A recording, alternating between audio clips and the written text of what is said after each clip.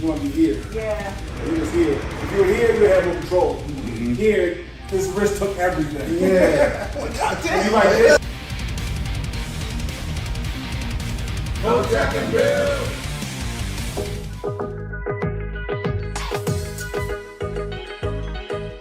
Kanye on that drum. All right, so welcome back to Sunday's Corner, everybody. How you doing, sis? Welcome to the show. Fantastic. Thanks for having me. Thank you so much for coming through. If it seems like, oh, well, she's not even giving these people intros. No, I don't give them intros. I let them speak for them themselves. I thought my plight in life was about saving the world until I realized I didn't have the skills or the tools to save myself. Yep.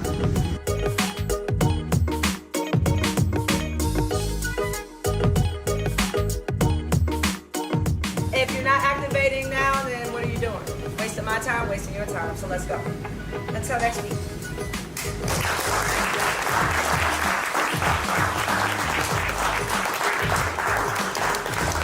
Welcome.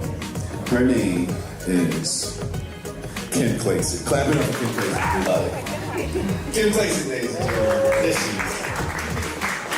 It does look good. We are going to be flipping seats. Like I said, a lot of the states did go through redistricting. Maryland was one of them, Florida, New Jersey. So we'll be flipping a lot of seats in really good areas.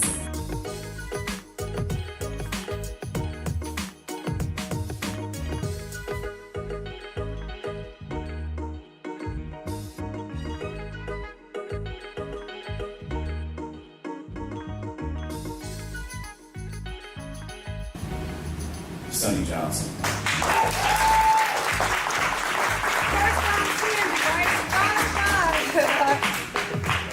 Oh, is it on? Like, it ain't like I'm not loud enough. I can't hear it. You know, I can be loud without you saying. And that, you know, before that, I was always like, I'm Hotep adjacent. You know, I would always say that. But when you got to that point, when I was like, okay, now it's Hotep. What point did you get to? Hotep the bill. The point where when you hit the realization that it's not about necessarily winning the argument or fighting with the left or fighting with, you know what I'm saying? No, it's not about that. Now, I'm going to create the platform where you can find the content.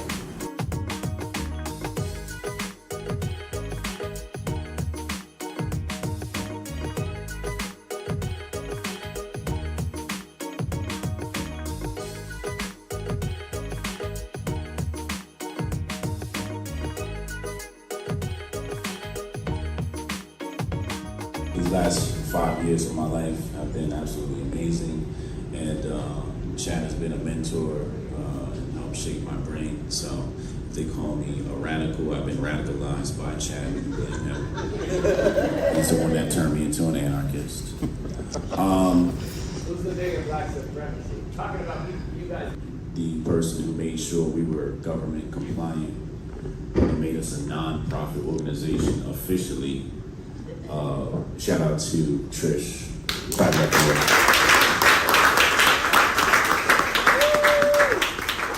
Did an amazing job helping me out. I really appreciate her. Shout out to Crypto Wendy for coming out. Thank you, Crypto. Wendy, shout out to Syscoin, our sponsor. You know, shout out to Brody McFarland.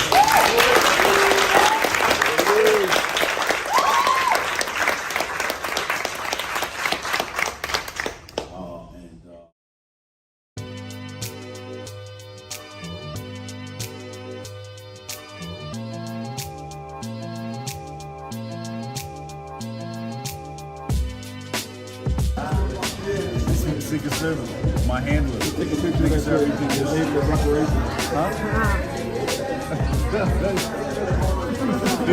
Arrogant like a mother.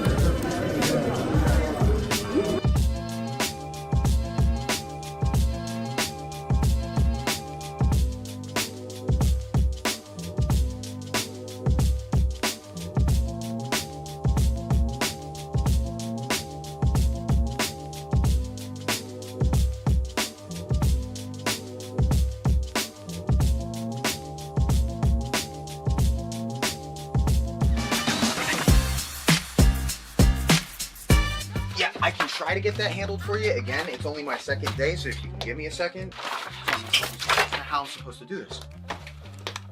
How the hell are we supposed to do this by 5 o'clock? I have no clue. Is that possible? Hey, do you have the password to...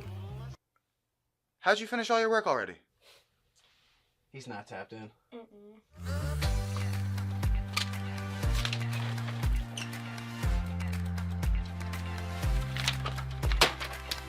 How'd you get that done so quick? They think they're gonna be able to budget that? It's money. That's money right there. You understand? You guys finished your work 6 hours early? He's not tapped in.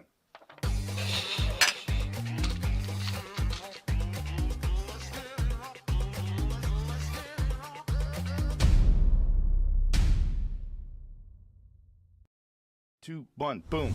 Hotep Jesus. Of all the Jesuses I know, he's the Hotepiest. Social scientist and YouTube host, Hotep Jesus. How the fuck do you get a name like Hotep Jesus? The one and only Hotep Jesus. Ryan Sharp, better known to the world as Hotep Jesus. Hotep Jesus. Hotep Jesus. Hotep Jesus. Hotep, you're a genius. HotepJesus.com. Somebody said, what do you think you are, some kind of Hotep Jesus? Ooh, Yeah, that's good. Like, ooh, that's sexy. Yes, I do think I'm Hotep Jesus. Hotep Jesus. Hotep Jesus. Hotep Jesus. Hotep, you're a genius. HotepJesus.com. Oh, this a real Hotep brother. Hotep. What up, people? The Grift Report. We live.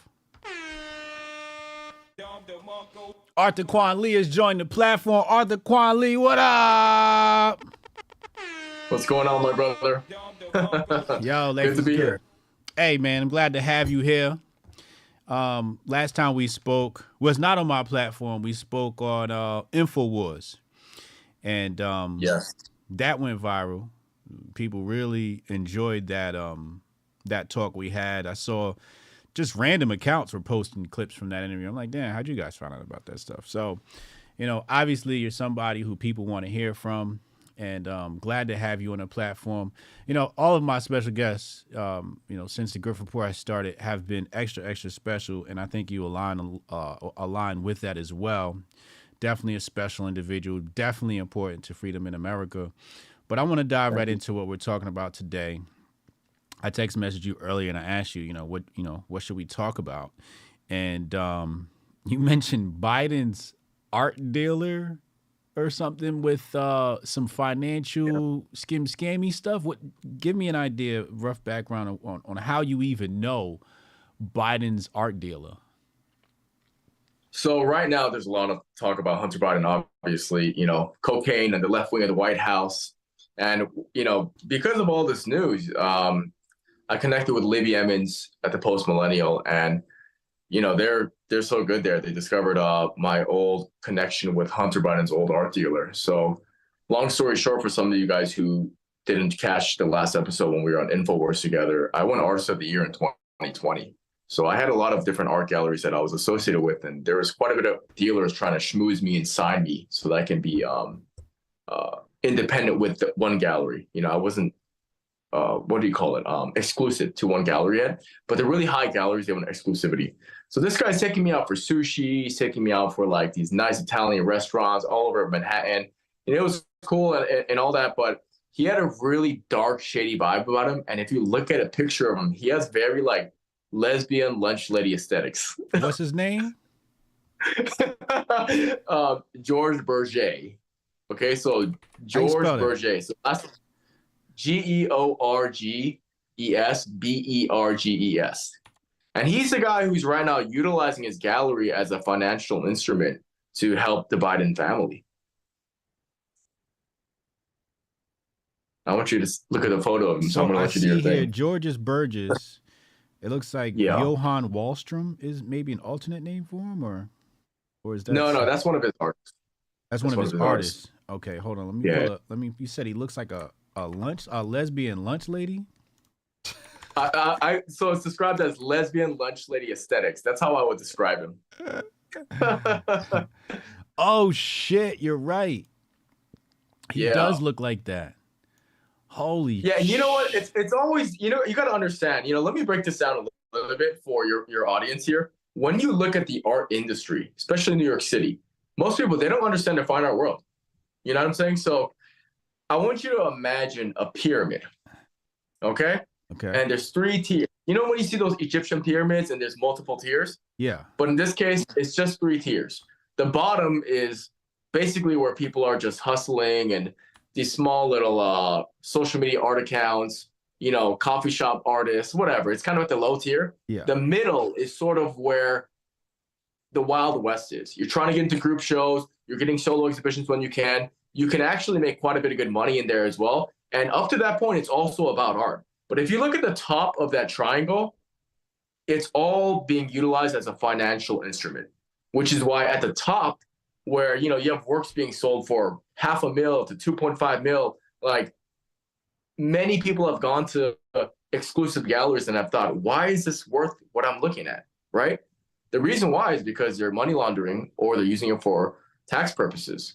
And you got to understand Hunter Biden in this situation. He tried for 3 years to have a single gallery take his art seriously, and he consistently failed because everyone just saw this degenerate cokehead loser who doesn't have any actual portfolio to show legitimate art. So he's this guy wandering around trying to connect with these dealers, and suddenly his dad gets into the office, and now suddenly all of these Russian and Chinese connections are connecting with this art dealer, and he also had connections to China in that regard as well. So it's just like, it's such a great coincidence. And I think the scariest part of all of this, Hotep, the scariest thing about all of this is that they know we know because they're not even hiding it, and they don't even care because this guy doesn't have any experience in the art game, and he's selling his works for $500,000. Like, that just doesn't happen. So wait, Hunter Biden's actually creating art? Yeah. Oh man. So he's, one of the ways they're siphoning money is he's calling himself an artist. And because you got to understand, there's two industries that are unregulated: diamonds and fine art. You can make it cost anything because it's subjective, and that's not true also, by the way. Art is not subjective, but we believe it is because our culture is so degraded today. So basically, you got to understand, you can write off donations as well.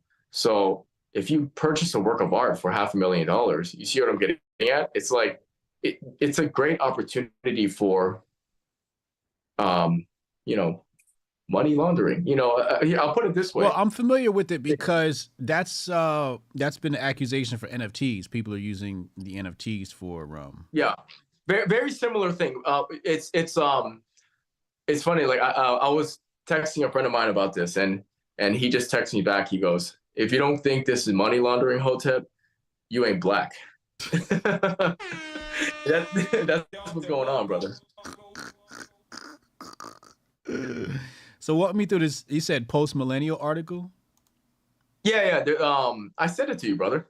There's a post-millennial article where they were just basically, where'd you send my it? whole thing is like, I texted it to you. Oh, you sent it to my phone. Okay.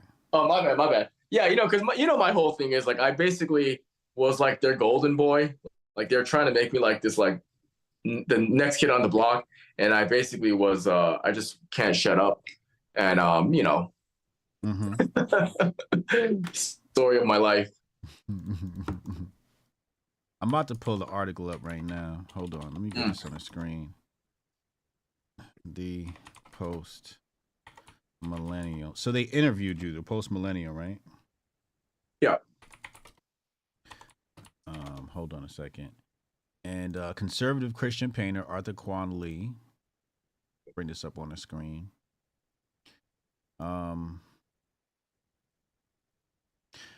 On his run-in with Hunter Biden's gallerist, getting kicked out of the art scene for saying Black Lives Matters like the modern KKK. Yeah, okay, so we covered that on InfoWars. Yeah. So, all right, so let's go back and let's talk about this meeting with this guy. So you've had several meetings with him, and what are you guys talking about in these meetings? Because he's obviously trying to bribe you with food or whatever and schmooze. But what are you guys talking about in these meetings?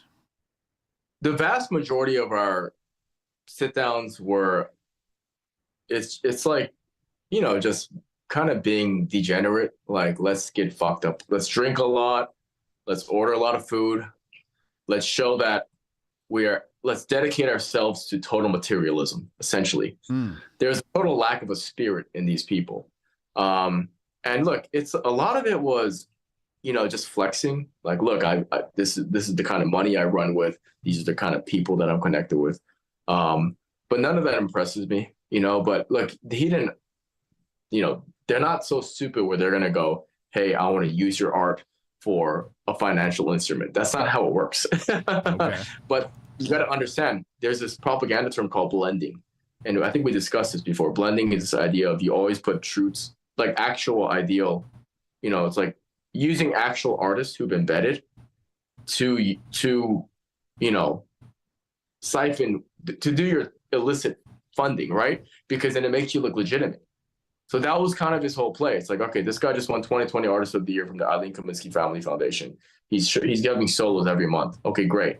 Maybe what I can do now is this brings legitimacy to his gallery is my point. You see what I'm getting at? So it's a way of blending, but then it would have made my money skyrocket as well. But it was really just like social proof at that stage. He just getting to know me. And to be honest, the only reason why we even had a second dinner, you know, beyond the first, is because I was really in social camouflage, because I really don't like these people. But I was thinking about, you know, if I can just shut up, keep my mouth shut, I will move up the ladder in this game. But you know, eventually I realized I'm not going to sell my soul, man. So you had the first meeting with him, then in the second meeting, you had a meeting with him. And so what does the deal structure look like if you guys were to do the deal? You get exclusive to his gallery?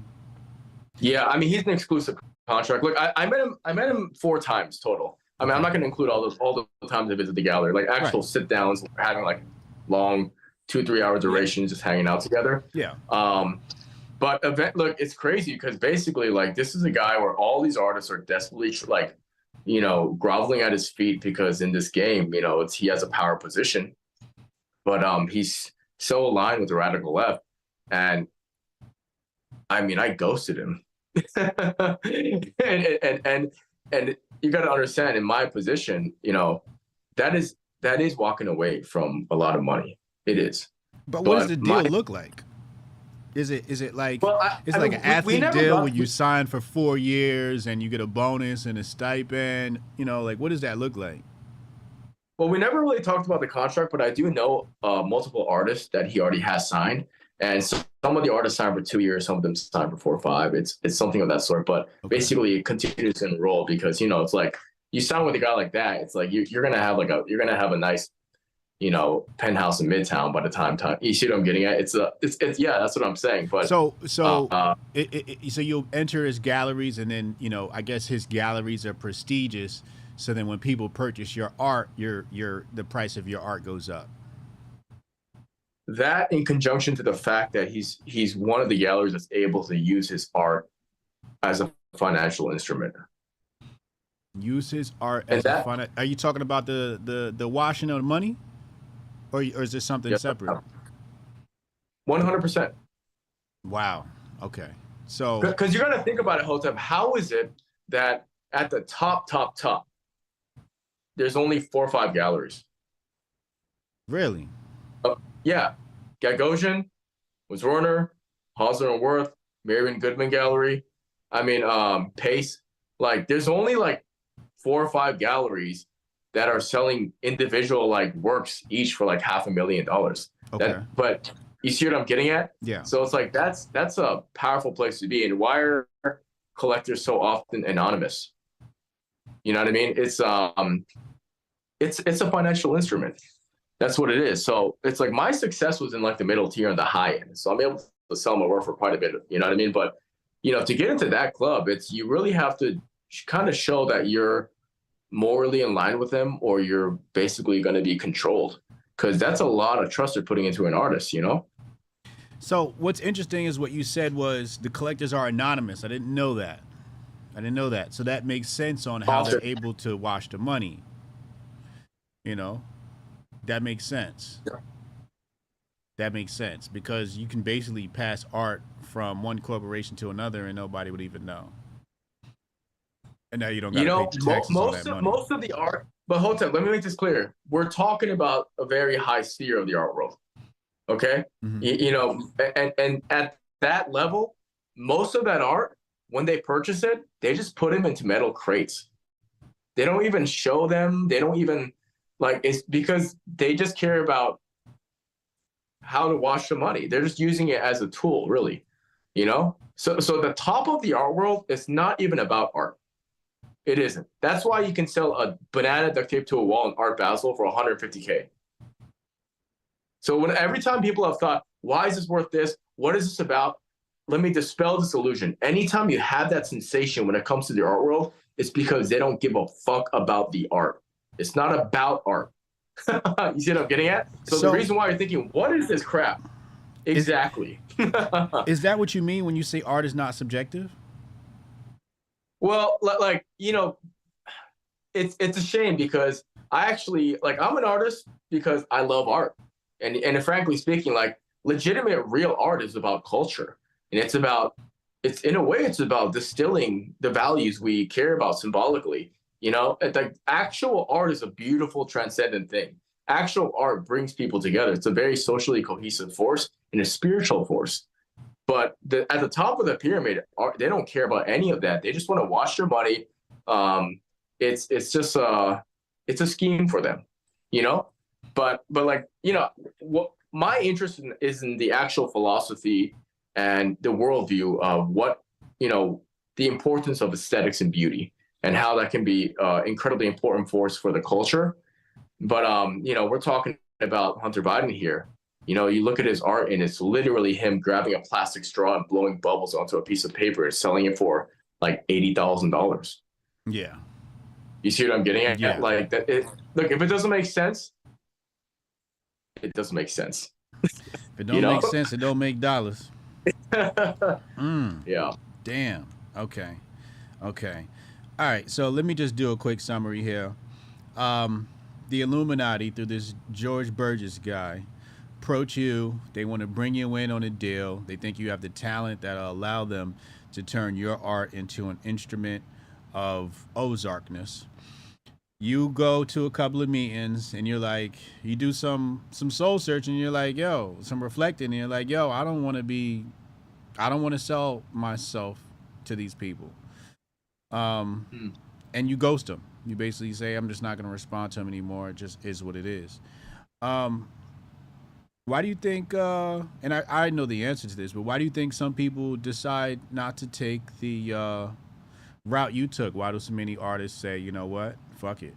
Is it the money, or is there fear of being ostracized from the art world for turning down a deal like that?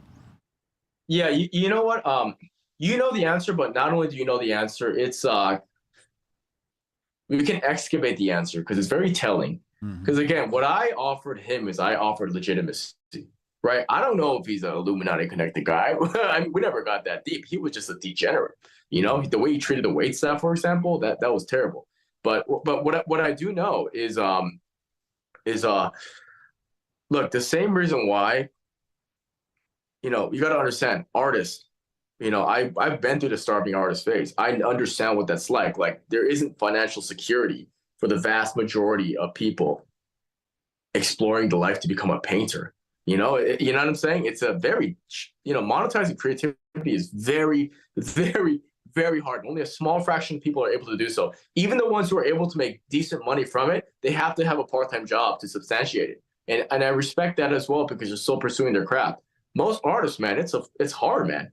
Right? So when you get an offer, to I guarantee that we're gonna, make X amount of sales every month.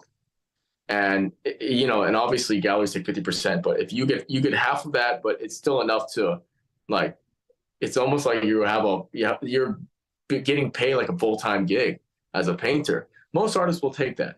You see what I'm getting at? Mm-hmm. So it's the same reason why so many good men are afraid to stand up for what's right and utilize their voice, because let's say there's some garbage, some pronouns training the HR lady is trying to make all the employees take, right? In some office, right? It's like, as a man who has integrity, you want to tell her to, go get bent, but you might look at your kids or think about your children and realize that's going to castigate my resources for my children. You see what I'm getting at? So I can sympathize as to why people don't speak up and stand up for what's right. Because, you know, it's one thing to be hated, it's another to be hated and poor, right? Absolutely. So a big reason why people go forward with these galleries is, you know, it's guaranteed income. And it's one of those things. But well, you got to understand, I would have had to spend like so much time with him then. And I'm like, you know, everyone's energies influence each other by osmosis. I'm not trying to be with this sycophantic lunch lady. Is there no room for compromise, like some middle ground where you could say, hey, I'll do this deal with you and still keep your soul? Or did you really feel like you would have had to sell out? Yeah, I think so. Because and sell out in what way? Would they force you to make a certain type of art? Would they stop you from making certain type of art? What's happening there? Remember, they don't care about the art. It's about social proof and the fact that I'm bringing a certain I bring them legitimacy because I was winning actual wars from people who care about art. Right. But what I did for them is basically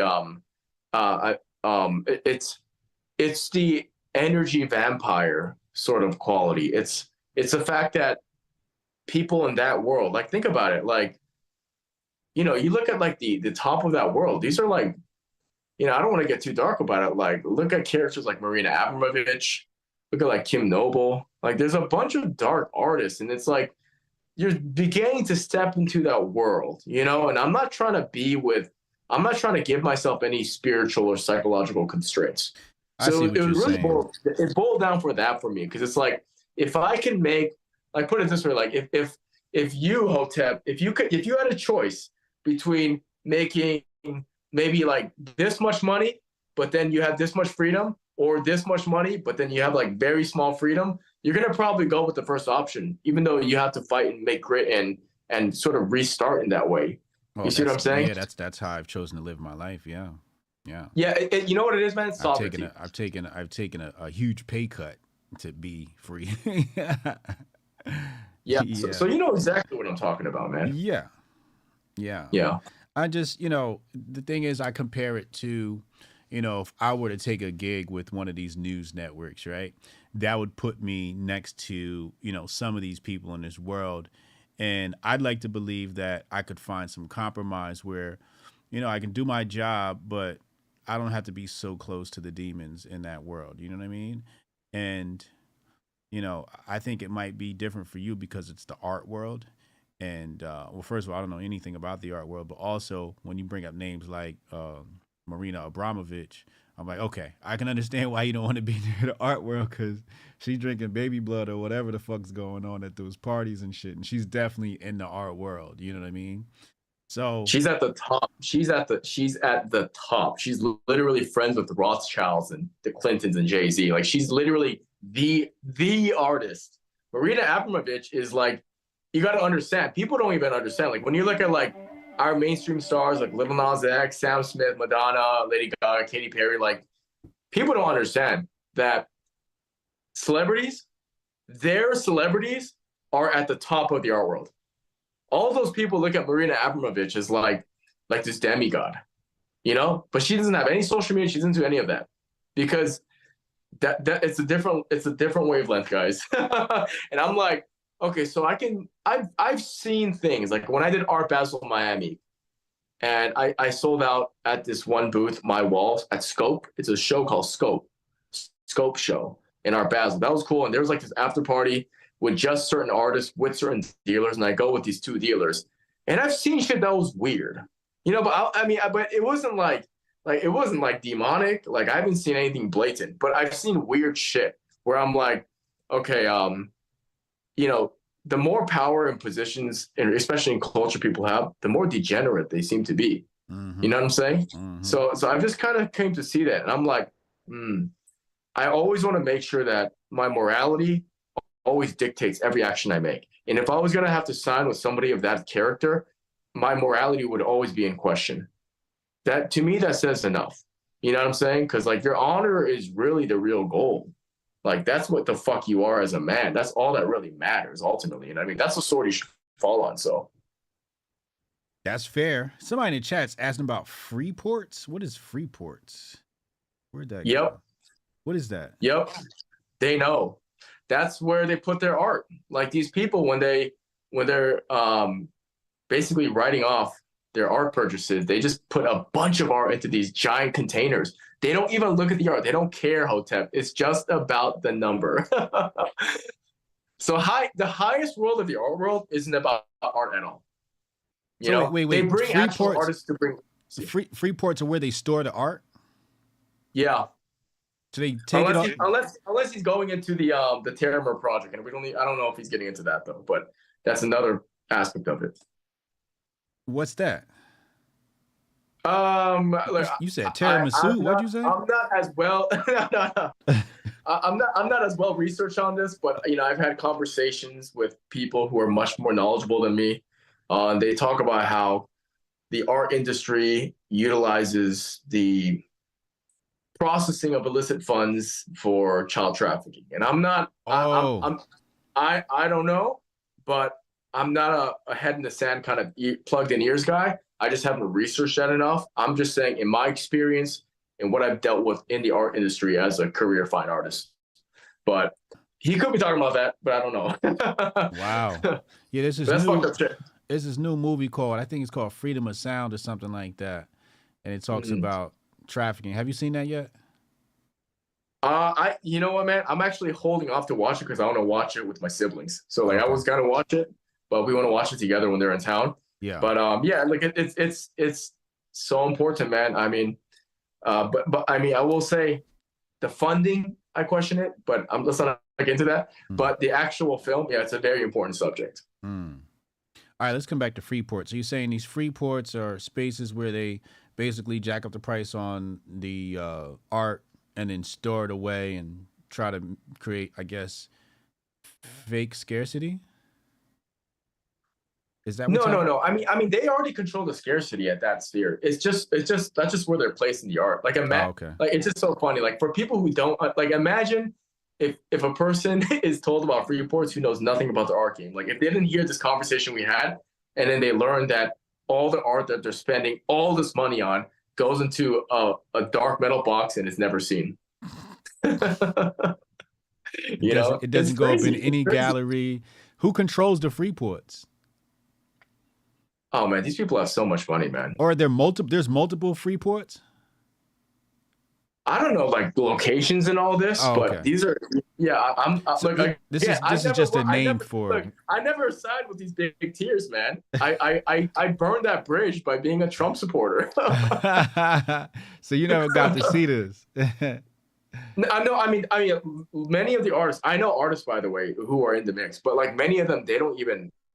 They're just too busy, like living their art world. I mean, right? Like, they're very happy people in a way, but they're also drug induced quite a bit.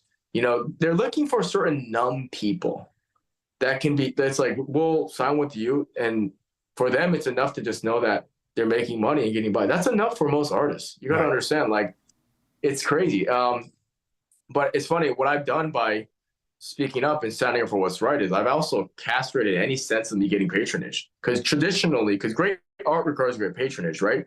Like, traditionally, you would develop the relationship with the gallery, and the people that founded the gallery, which definitely have money, especially, you know, we're talking about the collector base as well. They may collect enough for your work, whether they're using it for their financial reasons or not. They may still, you know, it's an opportunity to connect, but that's usually a way you can get a great patron. But I don't have any of that now, brother. But it's cool because now I have a mission, so I can build up from here. So it's a chance for me to be, you know, a sword for me, which is, you know, an audience of one. My main thing is to stand up and use my brush and my talent and my voice for God. So yeah, so you're forced to go independent, right? Mm-hmm. And you know, it's my summation that many people, and I use this example for Black people, but it really applies to all people in America specifically. You're basically held hostage by success, right? Basically saying, hey, you're in an industry, and they say to you, look, here's what we believe, and if you don't believe this, you will be ostracized from an entire industry. Like your example, the art industry, completely ostracized because you're on the other side of the political aisle. And what I always come back to is people talk about, racism and black people and white supremacy and all this stuff. And, when black people complain about racism, I come back to them and I say, look at all the industries. If you've experienced racism all these years from all these different industries, and you wake up one day and find out that they're all leftists, who do you think has been racist all these years if they control this industry? And then if you decide to speak against what they believe, they cancel you, they ostracize you, you're blackballed, et cetera, et cetera. Like me, I can't get on black media, right? It's just black media is like. Listen, man, I think you and Ye gotta do a show together just because of that. Ye scared of me. Oh, he is. I believe he is. I believe Ye's scared of me because I'm not a little kid. I'm not fucking Nick Fuentes. Like if me and Ye talk, I'm gonna tell him about himself. I'm gonna be like, yo, this shit you just did right here, this shit's stupid, bro. And I'm not a little kid where I'm gonna run around the country and be working for him for 18 fucking hours a day. Nick Fuentes said he was running around with Ye. I mentioned Ye because he was pointing to that exact narrative to at least open the conversation. I may not agree with everything he said, Ye's at the point in his life where he need to listen to me. I'm gonna listen to him, but if he don't want to listen to me, I can't help Ye. And when I see Ye, you don't have the answers, Hotep. You don't have the answers. You see, that's what he gonna tell me, and I'm gonna cuss his ass out. And I love Ye. Ye to me is one of my idols, but I'm able to separate myself from that and get on the phone with Ye. There's been people that have tried to connect me and Ye. And I'm like, yo, I talk to him. You know what I'm saying? And it seems like he's scared or he don't want to hear from me or he saw something online that he didn't like or whatever. Because I'm critical of everybody. And he's not going to be exempt from that. I know he's got a huge ego, but I'm going to tell him, yo, the shit you doing right now is stupid. But I would love to have a discussion. I would love to work with him. I think if me and Ye got together, this whole country, the complexion of this country would change. It would change. Cool. Overnight. Yeah. I love Ye. I think he's one of the most brilliant minds to ever exist. I had an argument with Mike Rashid on his podcast. I was talking to Mike Rashid and I was calm the whole time. And then he said that Jordan Peterson was more brilliant than Ye. And I was like, what? Jordan Peterson more brilliant than Ye? I can't follow that line of thinking. Why? Because Jordan Peterson has some sort of accolades from university. You know what I'm saying? Like, I don't really rate Jordan Peterson higher than Ye. So I hold Ye to a high esteem, but that doesn't mean he doesn't do stupid shit. But, if you ever, talk to him and, I'd love to have a discussion, man. Yeah, just for throwing it out there, brother. No, I appreciate that. Yeah. It's just that I have so much love for Ye that it's a triggering subject for me because I see somebody who, if he had the right people in his corner, could make some really brilliant moves. And I see him put Nick in his corner and others in his corner. And I'm like, why you choose these people? Like, yeah, he's 24 years old, Yeah. Do you remember when you were 24? I was an idiot. Anyways, but anyways, I don't want to digress here. Yeah. Let's come back. Let's change gears on that note. Let's talk about these whores. I want to pull up this tweet here on your account. Hold on. I want to share it on the screen too. I don't know if I can see it. You won't be able to see it, but I'll read it. Okay. Let's see what I said this time. We're going to pull up this tweet from Kwon Lee. Who did this mean Asian guy offend this time? It says here, hold on, let me put this on the screen, y'all. How do we stop whores? How do we stop the whores? So I ask you. It's a very productive meeting I had. So I ask you, Kwon Lee, how do we stop the whores? We need to bring back the patriarchy. This is a big part of my focus, by the way. Bring back the patriarchy. We got to bring back the patriarchy. A lot of my art, it focuses on masculinity and Christian imagery in conjunction to that. The reason for all of that is that, look, there's a gentleman, his name is J.D. Unwin. Okay, this is some reading I would recommend to your audience. He wrote a book called Sex and Culture. This is his magnum opus he wrote in 1984. And he basically mapped out, he studied 86 different civilizations through 5,000 years of recorded history.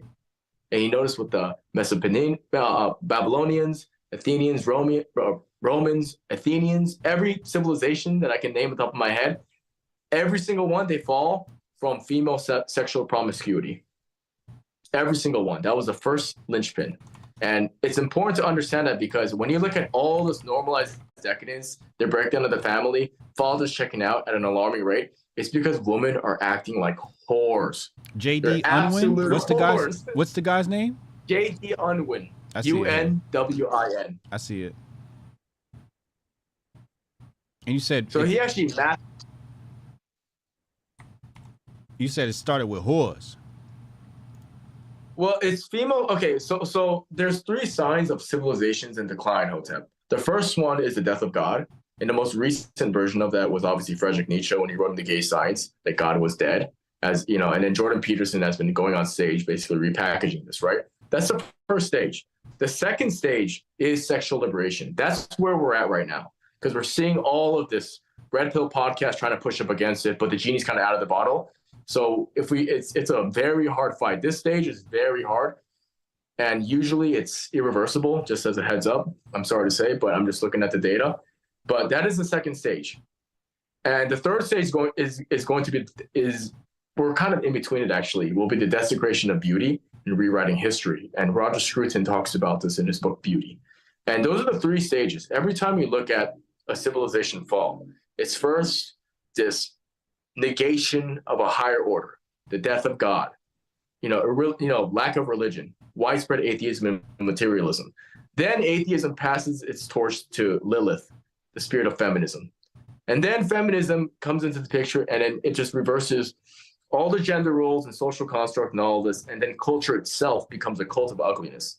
It always works this way. So we're right now in between, the feminist spirit and the cult of ugliness. So my thing is that, frankly speaking, it's a very hard fight because you're basically trying to convince 150 million women to go back into the kitchen and be barefoot. But, it's going to be a rough one. We're just going to be called sexist all the way down. But the reality is what I'm describing is a transitioning from a patriarchal society to a matriarchal society. That is literally why societies fall. And this is why, not to ramble so much, but this is why guys like Tate were so big, because we live under the matriarchy. The matriarchy, when he talks about the matrix, it's really the matriarchy, because it is the feminine spirit itself, that intention to mollycoddle and protect everything under the guise of protection. That is what we're living under. Like think about the COVID pandemic, right? You need to wear masks, you need to be vaccinated, you need to stay indoors because the overprotective mother spirit, because I love you. This is for your own safety. And this is how they castrate us. Because everyone just talks about abusive father and the tyrants and the drunken dad over and over, that archetype. But that archetype of the overprotective mother, we live under that gynocentric reality. And that's what we have to bring back to patriarchy. We need to normalize the utilization of the word whores. We need to be willing to have feminists get angry at us and wave them off.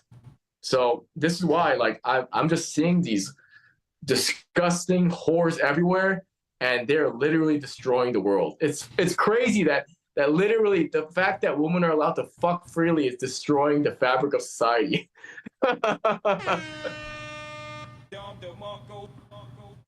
Okay, couple of things to unpack here. On one hand, you said we're pretty much past the point of no return. On the other hand, you've actually given some solutions. Let's first talk about why you believe we've hit the point of no return. Why do you think there's nothing we can do, or is this based upon the evidence provided in this book, Sex and Culture, based upon historical precedent? That's the best starting point, in my opinion. Like sex ed, for when kids start getting into puberty, they shouldn't be learning about reproductive organs. They should be reading J.D. Unwin's Sex and Culture and R versus K Selection Theory by Anonymous Conservative. Those are the two things that they should, that's actual sexual education, number one. But what I'll say beyond that is that, brother, just go out into the world. Look at the way these women behave. There's all of this, interchange in the red pill manosphere space about like, we got to change the divorce laws. And I'm all about that as well. But you got to understand, even before that discussion, even before we even have that conversation, we need to first of all understand that pair bonding data in the first place before we even look at changing anything in regards to policy. Because once the woman has had beyond, like, what was it, like 2 sexual partners, the chance of them committing and being in a happy relationship, it dies. It falls. Yeah, it falls so quickly. And we're basically at this point where, like, most women, and like, I think it's 5% of women are virgins on the day of their wedding. 5%. So it's really bad. It's really bad. And you got to understand what that does to a man's psyche without even being cognizant of it. What does that do? You can say you don't care. You can even be a high value man who have all these options. It doesn't matter. What that does spiritually is, if nothing is pure, then nothing is sacred. If it is no longer sacred, I have no reason to have desire to protect and provide for it. So if an unassimilatable culture like mass immigration wants to come over and take our women, we don't care because they're already garbage. So we're in this place where it's like, it's all trash. You know what I'm saying? It's like, I've taken these girls out on coffee dates and I'm looking at their eyes and I can just look at their eyes and I realize right there, and she's trying to hide it because she's trying to, like, mirror what I am so that she can be attracted to me. And I'm looking at her and I realize, you have no soul. You can see she has no soul. 100%. What do you mean by that? There's no purity there. Yeah. I mean, it's like the 1,000 cock stare. Just like, oh, I want you to please like me. And I'm like, no, you're hot until I spoke to you. And now I see where you are in regards to your heart. What kind of women are these? Are these Japanese women, Asian women? What kind of women are you dating? I date whatever, man. Like I generally. Well, the last broad. What was she? Oh, she's Japanese. She's Japanese, and even the Japanese are not impervious. Oh, to she actually, check this out. This is the perfect case. The last girl actually was in a relationship with. She had a low body count. She was thin. She was physically. I was like, why are you with me? Because she was so attractive, right? But even in that context, it's not worth it for me. Like, this is how disconcerting the situation is, where the quality of woman has gone down so much. What was wrong with her? If you said she had a low body count, then, was there no depth to her, or what was the flaw? I couldn't see her as a mother.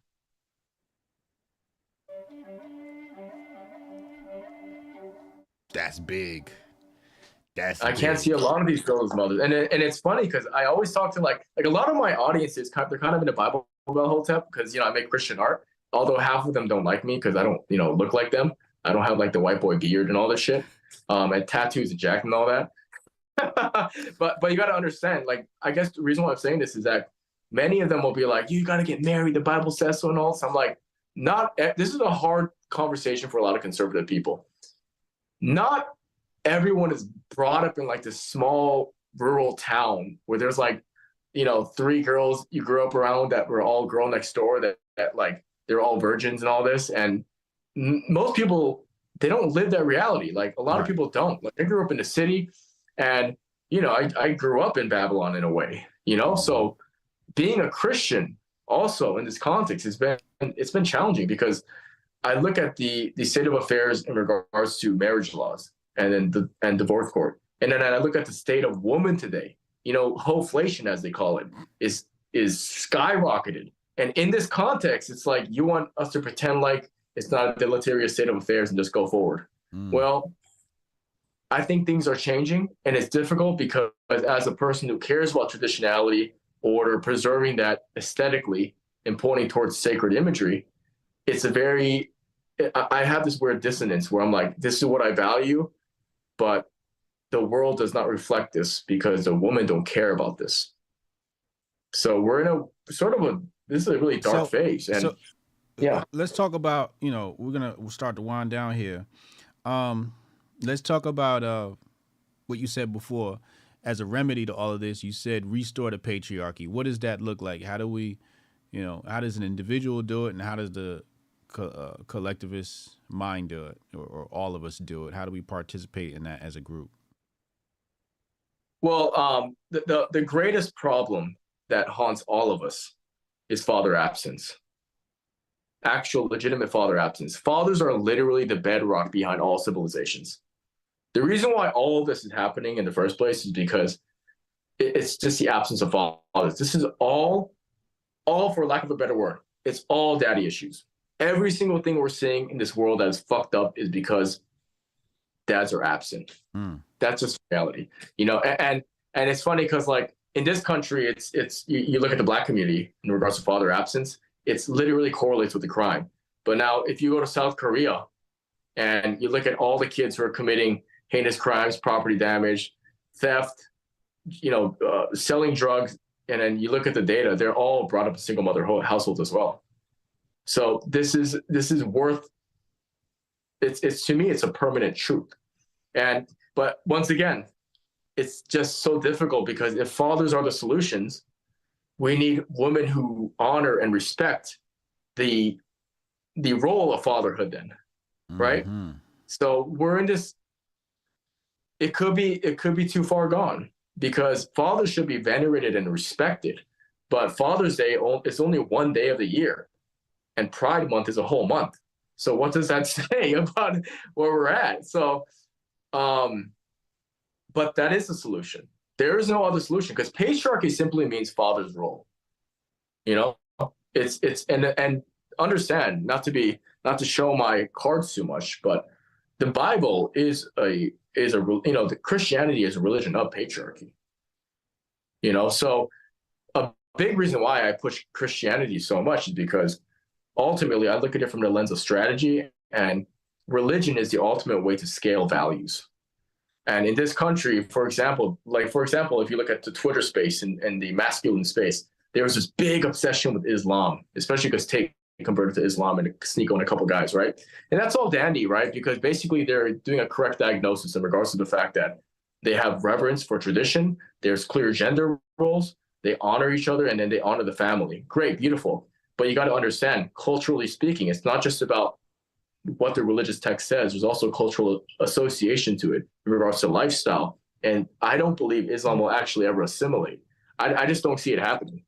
I think it's better if we focus on Christianity and cutting off that Protestant LGBTQ church, because it's not that many of them anyways. We just have to, I think it's better if we focus on bringing back the religion of the patriarchy through Christian values. I think that would be more successful. A crusade energy is better than bringing in Islam, which is it's a culture that won't assimilate, in my opinion. I just don't see it. Nah, it's not going to assimilate. It's definitely not going to assimilate. I think it's not going to happen, guys. Well, that's the part I like about it. The fact that it won't assimilate. I think, the fact that everybody else is willing to assimilate is why LGBTism snuck into the church.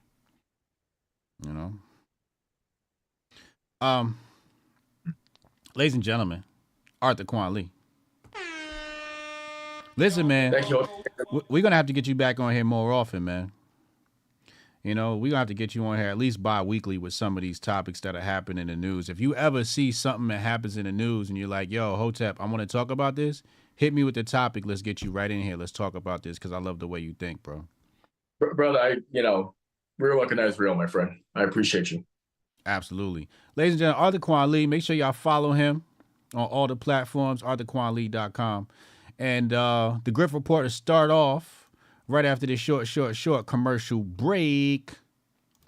Yeah, I can try to get that handled for you. Again, it's only my second day, so if you can give me a second. How am I supposed to do this? How the hell are we supposed to do this by 5 o'clock? I have no clue. Is that possible? Hey, do you have the password to... How'd you finish all your work already? He's not tapped in.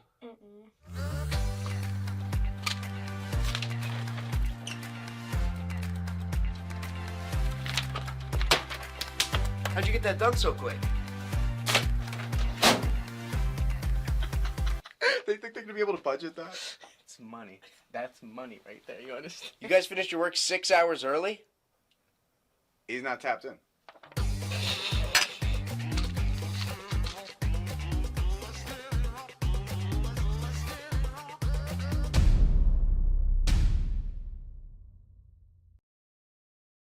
Arthur Kwon Lee, ladies and gentlemen. Oh, that was intense. That was intense. We're going to bring him back more often. I like him. I like Arthur. We text from time to time. Really cool dude. I love the people in my network. The people in my network are just phenomenal individuals. His artwork is phenomenal. If you guys want to support him, make sure you guys go and check out his artwork. But it's time to start the Grift Report. And I can't do that without my theme music. Yeah. You know what time it is. Hey, buddy, what you cooking? Step 1, get into the word and get out the zoo. Step 2, kill your old self and become new. Step 3, turn from all the sinning that you used to do. Step 4, tell the whole squad they can do it too. Christ walk, step, hey, Christ walk, step, hey,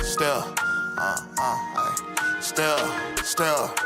And soon you gon' have to put the meal down and get some meat. Preacher sound good when you a baby Christ, that ain't that sweet. Easy being Christian on the net, but what about in them streets? We at war with all these evil rulers. Are you down for beef? You gon' get persecuted by the world, even by your friends. It's gon' be the closest people to you. You thought that's your man, devil working. He gon' push the limit to see where you stand, especially when you have a weak moment. He know that's his chance, but you down to lose for the kingdom. You might lose your bands. I mean, look at me as an example. I done lost my fans. All these demons trying to bring you down any way they can. Are you gonna endure it to the end? Tell me what's your plan. Step 1, get into the word and get out the zoo. Step 2, kill your old self and become new. Step 3, turn from all the sinning that you used to do. Step 4, tell the whole squad they can do it too. Christ walk, step, hey, Christ walk, step, hey, step. At this point, it's like common sense that he coming. So I ain't even really Christ walking, I'm running. From all of my sins, I'm making amends with all of the people I dislike. Because if I don't, then I'ma go down with the ones I dislike. Down with the wicked. Down and conflicted. Tell me, why would I ever risk it? This new life, why would I end it? I gave God my dependence. After he left his imprint, it was all switched in an instant when I was transformed from a misfit. I gotta follow the covenant and get it right before he come again. On fire for Christ, I'm bubbling. Don't touch unless you got an oven mitt. Left everyone I was in trouble with. When I sacrificed it, he doubled it. I don't put faith in no other men. Yahweh is my only government. I'm the light child. Step 1, get into the word and get out the zoo. Step 2, kill your old self and become new. Step 3, turn from all the sinning that you used to do. Step 4, tell the whole squad they can do it too. Christ walk, step, hey, Christ walk, step, yeah, I say the old me dead in the cemetery. Go ahead and write that obituary. About to preach on the beat. I ain't go to seminary. Still gonna give him the.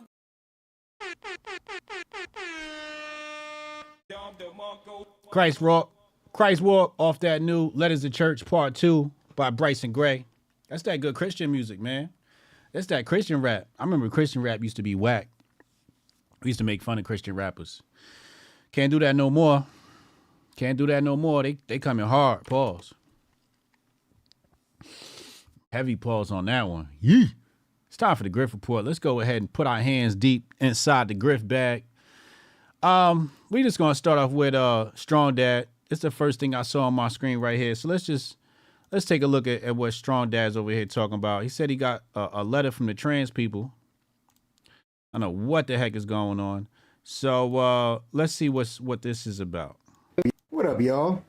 I would like to take you on a trip to an email I just received. So I got this email today, okay? Father's Friday, Week 7. Focus on raising trans children. All right, let's stop right there. We 14 seconds in. We already got to stop this damn video. What the hell? What in the hell? So first of all, First of all, I got to just say it. I have to say it, okay? I'm going to say it. If you got trans children, you're not a father. Hotep, you're a genius. HotepJesus.com. If you got trans children, you ain't a father. You's a bitch. Hotep, you're a genius. HotepJesus.com. If you got trans children, you ain't a father, you a bitch. Is that going to get me banned from YouTube? Motherfucker. Fathering together. Hi, Trey. Week 7 of Father's Friday shifts gears to focus on the importance of supporting our children who identify as queer. Recently, hundreds of laws have been passed that target children who are trying to understand who and what they are and what they are meant to be. Meant to be. Meant to be. What they meant to be is fucking productive individuals in the economy. These motherfuckers got time blindness. They don't know what gender they are. These motherfuckers want to be furries and shit and NPCs on TikTok. These motherfuckers got a mental health disorder, and we need to put that shit back in the DSM. As parents, it is our job to help them discover their gifts, talents, and identity. It is our job to help them understand how to live in a community and express their deepest desires, even when those deepest desires don't always align with ours. This week, our panel brings together 4 parents doing just that, led by Queer Space Collective founder Nick Hangslinben, right? Is that how you say his name? Hangslinben shares stories of joy and struggle in our podcast, shares his journey on... His name is suspect. His name is what is his name? Hangslinben? That's a suspect ass name. Founder Nick... Sometimes you can tell a lot about a person by their name. Nick Hangslinben. Hangslinben. Nah, I ain't trusting nobody with the name Hangslinben. Hotep, you're a genius. HotepJesus.com. Can't be trusted. Cannot be trusted. Right? Is that how you say his name? Hangslinben shares stories of joy and struggle in our podcast, shares his journey on understanding and accepting his children, and you can find more resources on our website to help be the best parent you can be. And then look at these motherfuckers. Look at these weird motherfuckers. The Queer Space Collective people, family supporting queer children. This Friday, join Nick as she facilitates a conversation with Matt Kelly, Mandy Rubinick, and Danny Mercer on the importance of raising our children who identify as queer. Nikki, founder of Queer Space. Oh, Nikki Hagslinben. Okay. Nikki, founder of Queer Space Collective to support queer teens in Minneapolis. Currently, they support teens across the country with resources and support. You need to protect your children. You need to be a barrier between this agenda and your family. We need strong fathers in the home now more than ever. Fathers who are willing to withstand the bombardment of insidious plots to come after your family, to come after the very fabric of traditional living. This is crazy. This is crazy. Not only do I not support it, but I definitely influence all of you to not support it either, because this is disgusting. Somebody said it's Minnesota, right? Yeah, Minnesota. Pray for Minnesota, man. Put the prayers up for Minnesota. Oh, man. All right. What's else in this bag? We got a battle rap from Alex Stein. Alex Stein's in a battle rap. Jason Aldean's been canceled. Nick Fuentes had his video taken down from Rumble. We're going to talk about that. We're going to take a look at this Jason Aldean video. We got people over here making transactions using their eyes, CBDC. Bitches out here saying that the AI is sexist or some shit. We're going to take a look at that. There's a House hearing here on some climate activism stuff. I want to take a look at that, maybe, potentially. It's pretty long though. I'm gonna have to listen to that first so I can find maybe we'll cover that on another day. I want to listen to this music video. I hadn't had a chance to listen to this music. Jason Aldean, and then we'll open up phone lines after we go through these things. Let's hear Jason Aldean and his new music video.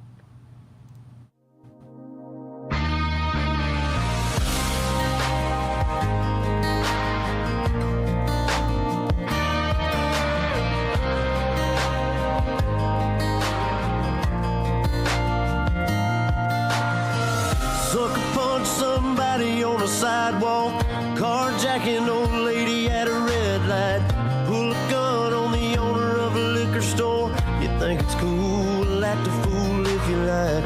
Cuss out a cop, spit in his face, stomp on the flag and light it up.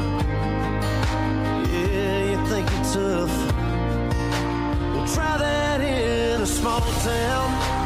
See how far you make it down. Oh, hold up. Oh, shit. He said, try that in a small town. See how far you make it there. Oh, gangster.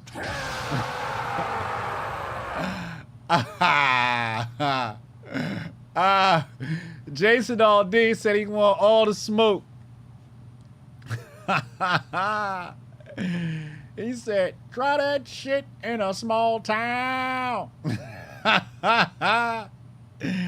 I like this shit. I like this shit. See, this the white man I've been waiting for. Pause. Down the road, around here we take care of our own. You cross that line, it won't take long for you. Ooh, you cross that line, it won't take long. Oh, talk your shit, white man.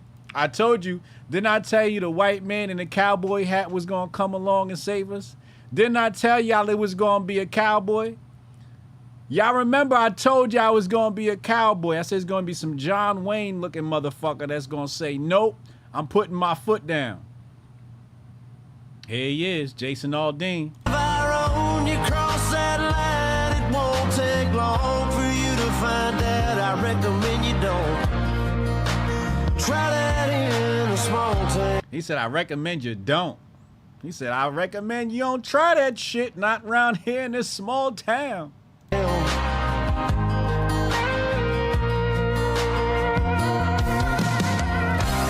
a gun that my granddad gave me. They say one day they're gonna round up. Well, that shit might fly in the city. Good luck, try that in a small town. See how far you make it down the road. Around here we take care of our own. You cross that line, it won't take long for you to find out. I recommend you don't. Try that in a small town full of good old boys, raised up right. If you're looking for a fight, try that in a small town.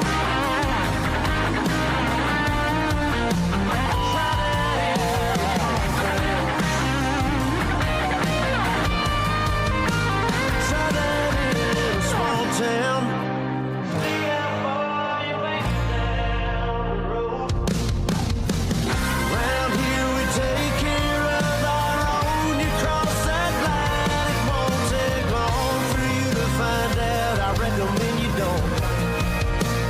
Try that shit in a small town.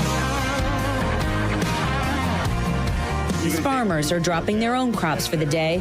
Nah, this is my shit right here. I might have a new video for the show. I'm sorry, Bryson. This is my shit right here. Woo! Friend is in need, and they've come to help.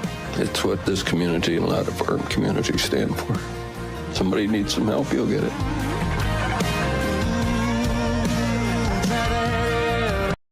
Hold up. YouTube giving me a warning. We've detected in your stream belonging to somebody else. Hey, YouTube, man, if anything go wrong, come see me over on Rumble, baby. HJ, let's see you get sturdy for this one next time. Pause. White man mean business. White man mean business. Oh, this is great. Damn, I can't play this. They ain't gonna let me play this good music. Shout out to Diesel Mayweather, just became a Hotep initiate over on YouTube. Thank you for becoming a member. I need y'all to join me over on Locals though, man. That's where everything's happening, man. Everything's on Locals. I got some more clips too. I got the Gutfeld clips edited up. I'm gonna drop those off in the Locals community soon too on my members on YouTube. But Locals, you're gonna get it first. Rumble, what's up? I see y'all. Ghosting, you better like this song. What'd your Barbie say? This the guy that was performing at the Las Vegas shooting? Oh, come on. Don't do that to me.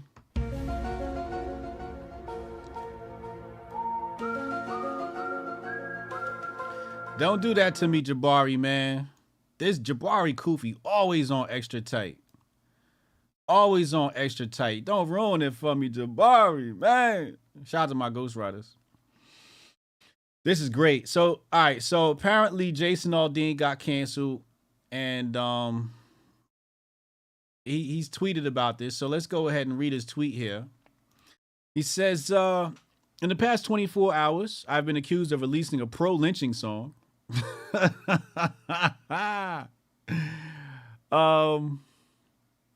And I knew somebody was gonna say, I heard the line, and I knew somebody was gonna say something about that. It's funny he said that, because I did think about that when I heard that line. He said a song that's been out since May and was subject to the comparison that I direct quote was not too pleased with the nationwide BLM protests. These references are not only meritless but dangerous. There's not a single lyric in the song that references race or points to it, and there isn't a single video clip that isn't real news footage. And while I can try and respect others to have their own interpretation of a song with music, this one goes too far. As so many pointed out, I was present at Route 91, where so many lost their lives, and our community recently suffered another heartbreaking tragedy. No one, including me, wants to continue to see senseless headlines or families ripped apart. Try that in a small town, from me, refers to the feeling of a community I had growing up, where we took care of our neighbors regardless of differences of background or belief, because they were our neighbors, and that was above any differences. My political views have never been something I've hidden from, or I know that a lot of us in this country don't agree on how we get back to sense of normalcy, where we go at least a day without a headline that keeps us up at night, but the desire for it too. That's what this song is about. Hey, listen, Jason. Glenn Beck in the comments, grifting, he said, come join me on my radio show, You Are Not Alone. That would be dope. Jason, man, come talk to the Hoteps, baby. I want you to come talk to the Hoteps. Somebody tag Jason Aldean. Tell him, come talk to the Hoteps. This is the big brain conversation we need, man. Hotep, you're a genius. HotepJesus.com. We got to break the color barriers, man. We got to break the color barriers.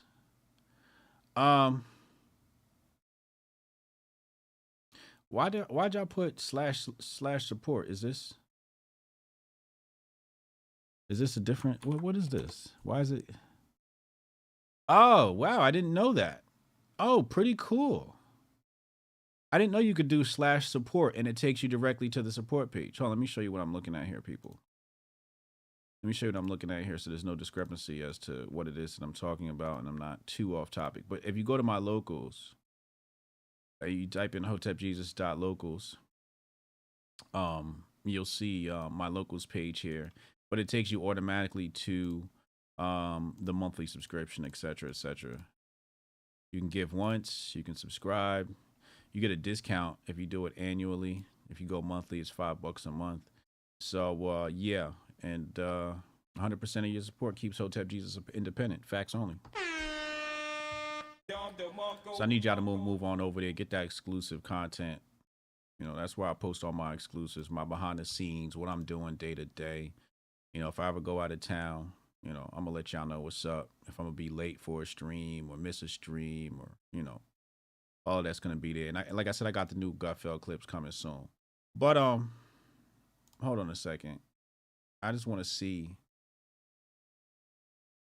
I want to see what people are saying about Jason before we go back in the Grift bag.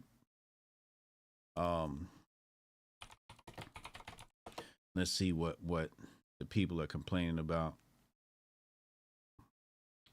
So we got, you know, the usual suspects. We got our homeboy, Donnie T. Jr. Where the haters at? I'm looking for the haters.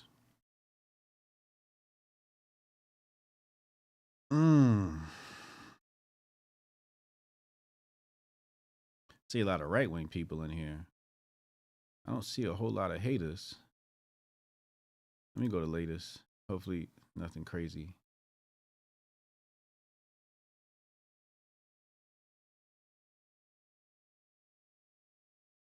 All right, I'm not gonna spend any more time looking for anything. I didn't see anything, so if he's got any backlash, it's probably direct. It's probably direct to him. How dare you? Blah blah blah blah. But like like he said, this video's was dropped in May, so it's not old. And I actually love the song. All right, let's go right here. Let's take a look at this. Now this was originally posted by How Things Work.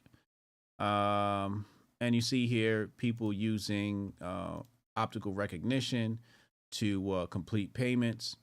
And this person here, Coin Bureau says this is the future of payments with FedNow and CBDCs. Biometric info linked to your social credit account, linked to your wallet. And you know what? Like, this is kind of like fake news.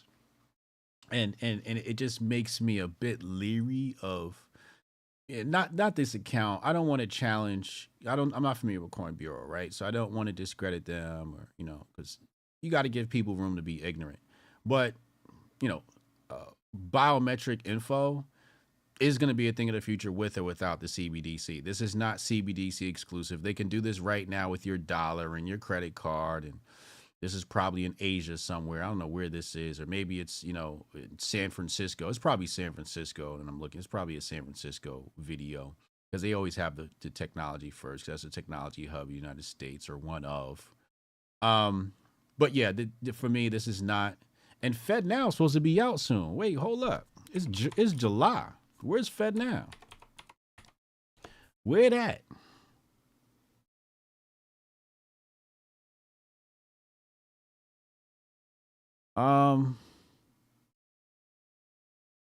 July 20th.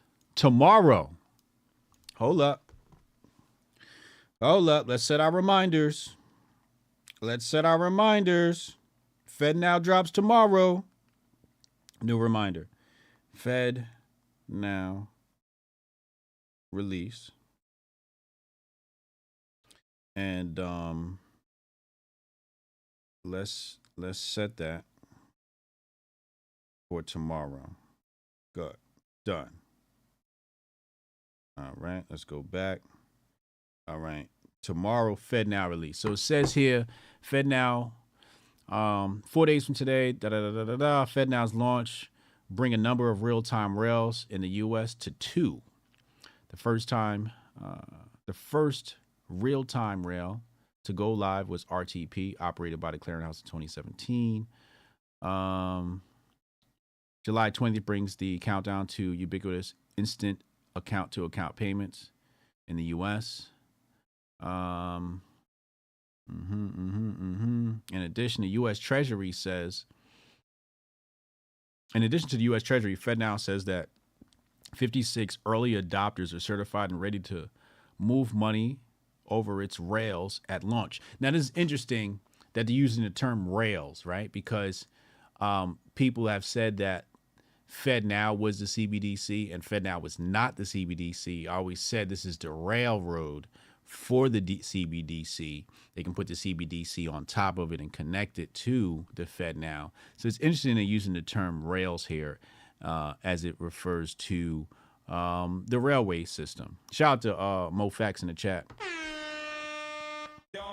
We always got good celebrities watching in and tuning in on the show. I appreciate y'all.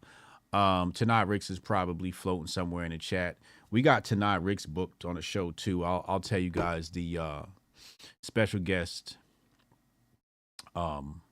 schedule. Real quick, let me just stop right here. I need you guys' advice really fast. I need your advice really fast here. This morning I was scratching my nose, right? And I kept saying, like, my nose is itching. Why my nose keep itching?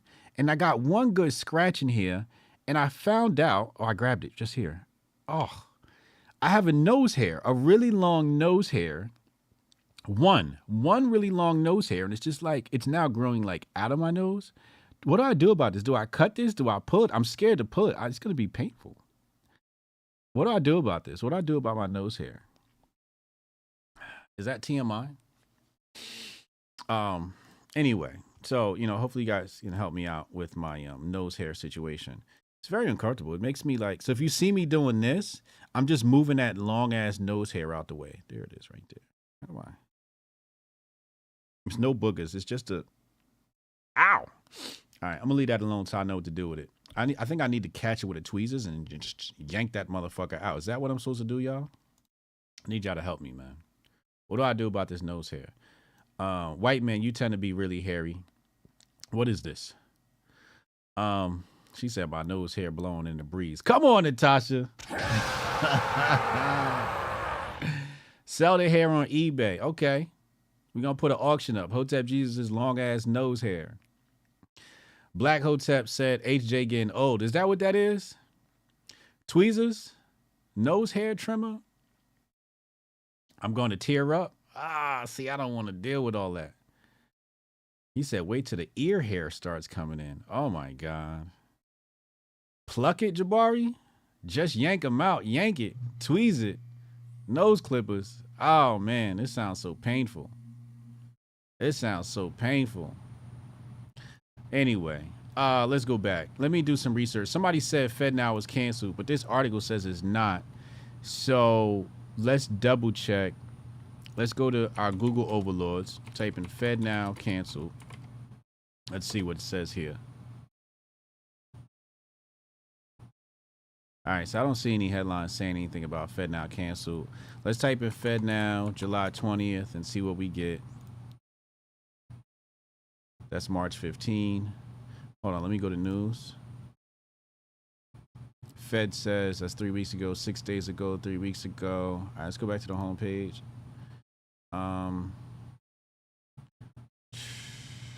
2 days ago, 7 days ago. I don't see any. It looks like we're set for a July 20th release. Looks like we're set for a July 20th release. Hold on, let me do one more search and then we'll go back in the Grift bag. Forbes. FedNow would not make crypto obsolete. That's true. That's a true headline. That's a true headline. It won't make, it's not direct competition. The only direct competition to the Fed is the stable coin. Okay, here's a paragraph. It says, while the FedNow payment structure might seem like a stablecoin replacement, it ignores the fastest. What is this? Is this a typo? Did a nigga write this? Hotep, you're a genius. HotepJesus.com. Oh, this a real Hotep brother. It ignores one of the fastest growing applications of stablecoins, on-chain transactions and applications. To add some context, the total supply of stablecoins has increased 8,000%, total of some odd billion, according to research from Coinmetrics and the block. Much of this increase in the volume can be attributed to the role of stablecoins play in the DeFi sector as a medium of exchange for hedges and more volatile crypto assets. FedNow protocol ignores these opportunities since it does not allow dollars to exist on-chain or participate in on-chain transactions. Yeah, okay, that makes sense. That makes sense. It says FedNow does not improve cross-border payments. That's debatable, I think, because I think the cross-border payments are going to be with SETL technology, and that's where is SETL? I know that was in testing overseas, but let's see what SETL is doing now. Let's see where we're at. 17 hours ago, no. Let's type in crypto to get a better search here. Nothing recent. I read something a few weeks ago about SETL. I have my Google alerts on for SETL, but that's the technology I believe that's going to be used for cross-border payments, if I'm not wrong. Let me see here. So the latest CoinDesk looks like the latest CoinDesk has a May article here on SETL. So, you know, I don't want, like I said, I don't want to spend too much time on this stuff, but blockchain infrastructure firm SETL, yeah. IP. All right. So yeah, you guys can go and do your research on this. But I do believe FedNow is a U.S. only situation. It's not a direct competitor of stable coins, but shit, the SEC sure as hell is concerned about stable coins, I believe, and is a direct competitor to the CBDC, direct competitor to the dollar, to the Fed, etc., etc. Anyway, let's go back. Let's put my hand back in the Grift bag. Let's see what else we got in here. You know, we cover money and crypto on this channel. We cover big brain topics, as you already know. All right, I got this on the screen. Let's pull this up. I got this on the screen. So this lady here says, I tried the AI LinkedIn curriculum picture generator, and this was the result.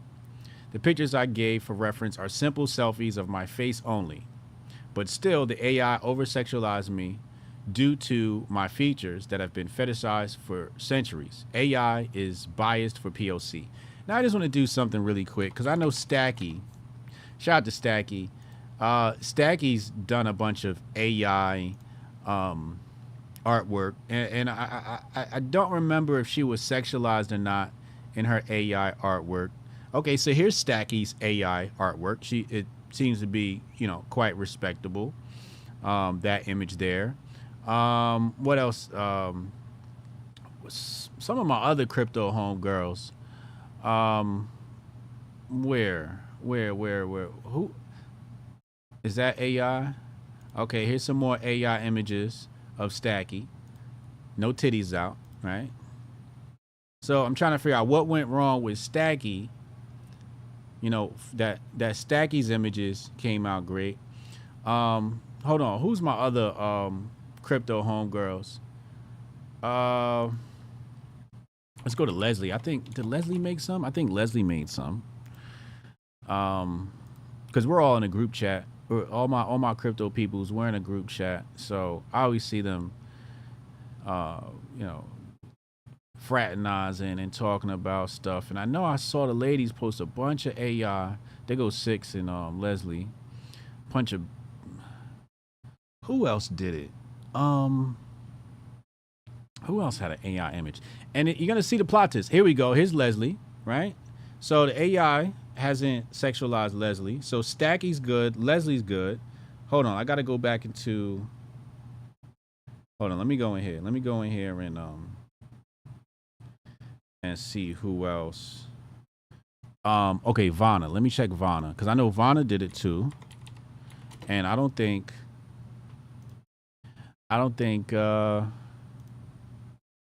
the AI sexualized her either.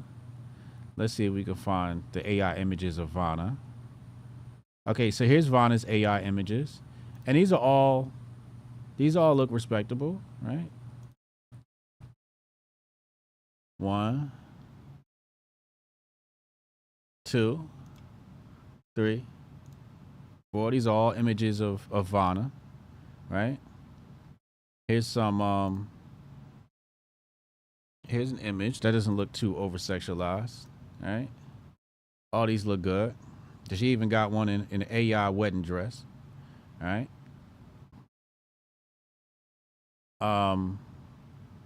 So I'm trying to figure out what went wrong. So I did just I wouldn't even call it investigation. I can't even say it's investigation. I can't even do that. So I'll show you what I did. It was really simple what I did. All I did was, you know, this is the girl here, right? And she said that the AI was, let me fix the screen now. Actually, I'm gonna need it on this screen next. She said the AI sexualized her, right? So I was like, let me just do a double check. So I clicked on her profile account and I said, all right, I'm gonna hit the Instagram button, right? So I hit the Instagram button. And obviously, it's going to take us to her Instagram account as we wait for that to load here. Okay, thank you, Zuck. So let's take a look what we got here. And look at what we got right here. Bent over, booty all out. Look at this. Look at this. Look at this. Who was sexualizing who? You see it, right? Y'all see this? Look. There she is again. Look, she got her ass out. Do you see that image right there? Her ass out. Look at all these images. Just skin everywhere. Look at these images. Skin everywhere.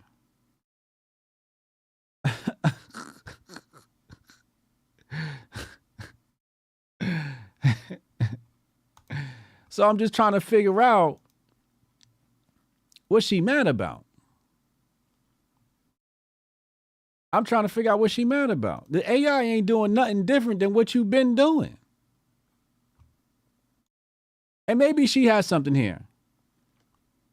Yeah, the AI made it look more decent and respectful, right? I'm just trying to figure out what's going on here. You know, I just want to know. I want to know. Maybe she has a case here. Maybe the AI is sexualizing people. Maybe it's, maybe it's not. But I'm just saying, like, I go to your Instagram account and I'm seeing similar images. Now you're trying to say, how did the AI know to do this? I don't know how it knew to do that. I don't know how, it shows these pictures. Maybe your prompt was, what was your prompt? Show us your prompt. Maybe your prompt had the word sexy in there or something like that. She said she gave her face only. But even still, I'm trying to figure out if you've sexualized yourself already, why are you mad that the AI sexualized? You should be happy because this is the type of content you produce.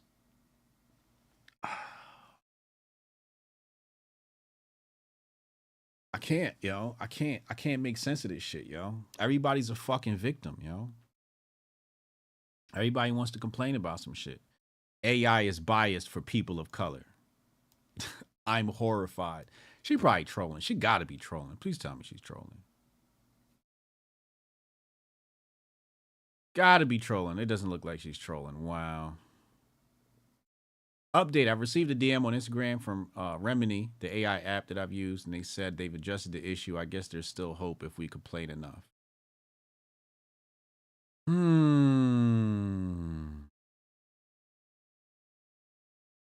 Okay, so here are the source pictures. Somebody asked for the source pictures. Here are the source pictures. And there's nothing sexualized about the source pictures. But really, the question is, what's the prompt? That's really what you want to know. What's the prompt?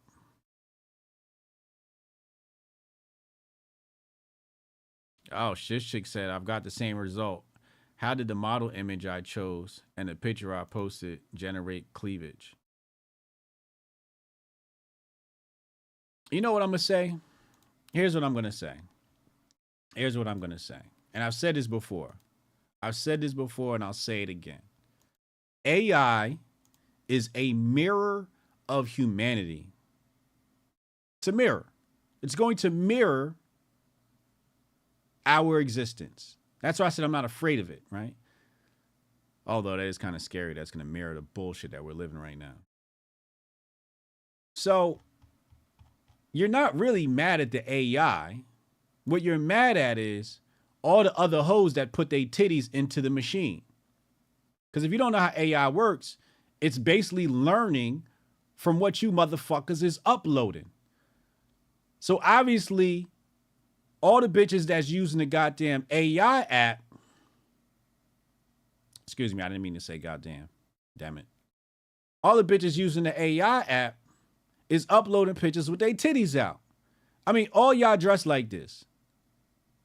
Arthur Kwon Lee was talking about this earlier. All of y'all dressed like this. Like, this is how y'all dress. This is how y'all leave a house. This is how y'all go to the club. Some of y'all show up at the office like this. This is normal today. So the AI is only spitting out what you bitches is putting in the machine. That's how the AI works. It's reflecting you. Not this girl in particular, but the vast majority of women uploading their pictures to the AI. AI goes, These bitches awfully love to awfully show off their titties an awful lot. That's what the AI thinking. Like, oh, okay, in this world, bitches walk around with their titties out. I thought I was supposed to accept that. I thought that's just, I gave up on this fight, you know? I said years ago, I said the way girls are starting to dress, I think one day in the future, they're going to be wearing see-through dresses. And that's exactly what they're wearing. See-through dresses. That's exactly what they're wearing, see-through dresses. Today, we just saw that happen with Usher and old girl, Keke Palmer or whatever. They walk around with thongs and see-through dresses. And over the years, I've come to accept this. I just said, all right, well, you know, this is how women want to operate. That's fine. I'm not going to complain about it anymore. Now they're complaining because the AI is showing them what they look like. It's a sick world, man. It's a sick fucking world, bro. I don't feel bad. This is how y'all dress. And then I went to your account. I'm expecting you to look like, you know, a nun when I get to your account. Instead, I get to your account and it's thirst traps everywhere. What am I supposed to be mad about with you? I can't even support you and say, oh, that's fucked up. I want to, but I can't because what? You doing it to yourself too. Hold on. Alex Stein had a new music video and why is it not in my bag? I know I put this in the bag. Why is it? I'm gonna play the, hold on. We done played a lot of music videos today. We're gonna play the new one from Alex Stein and then we're gonna look at his rap battle. I want y'all to rate this from 1 to 5, his new music video. Tell me what you think. If I can find it. Wait, where'd it go? What the hell are you on a boat with the Mars? Oh, wow. Living the life, Alex. Got the conservative baddies out there. Yo, what happened to that?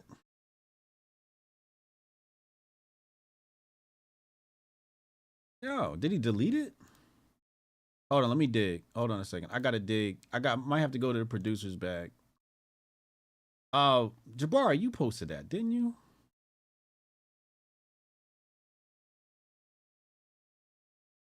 Oh, let me check the other chat. What is this? Hold on. Before I go to new shit.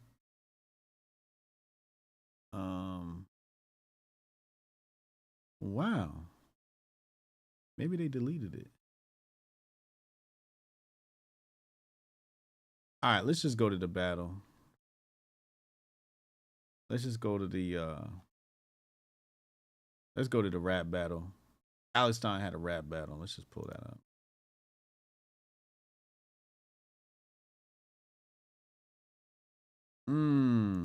Here we go. Rhea Stein 99 on Saturday night. Listen, you heard it here?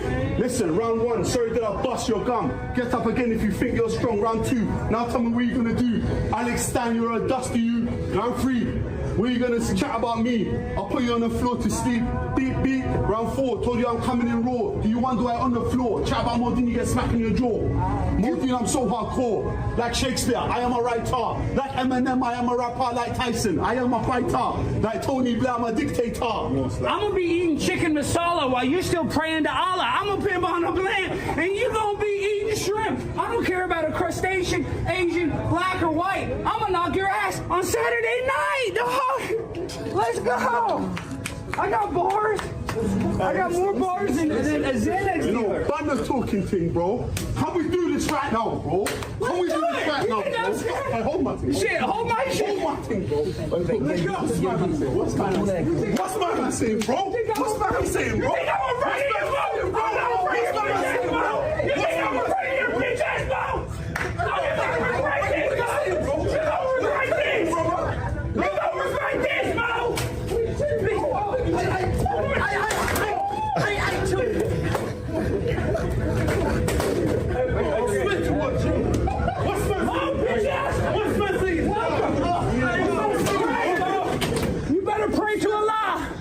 better pray. Man down. Man down. Man down. Up into 10. Man down. Up into 10. Alhamdulillah. What is this event? Wait, what is that event?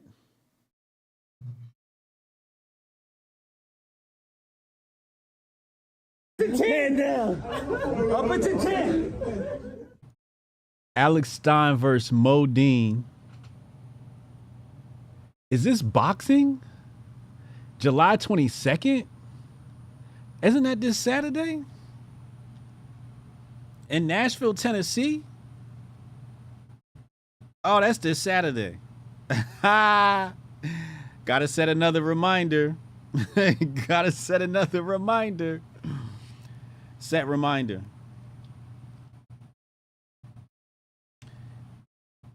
Alex Stein fight Saturday night. Got it. Got it. Wow. Wow. Influencer boxing. We're going to train Uncle Hotep to get in the influencer boxing. Who y'all want to see Uncle Hotep fight? Who y'all want to see Uncle Hotep fight, yo?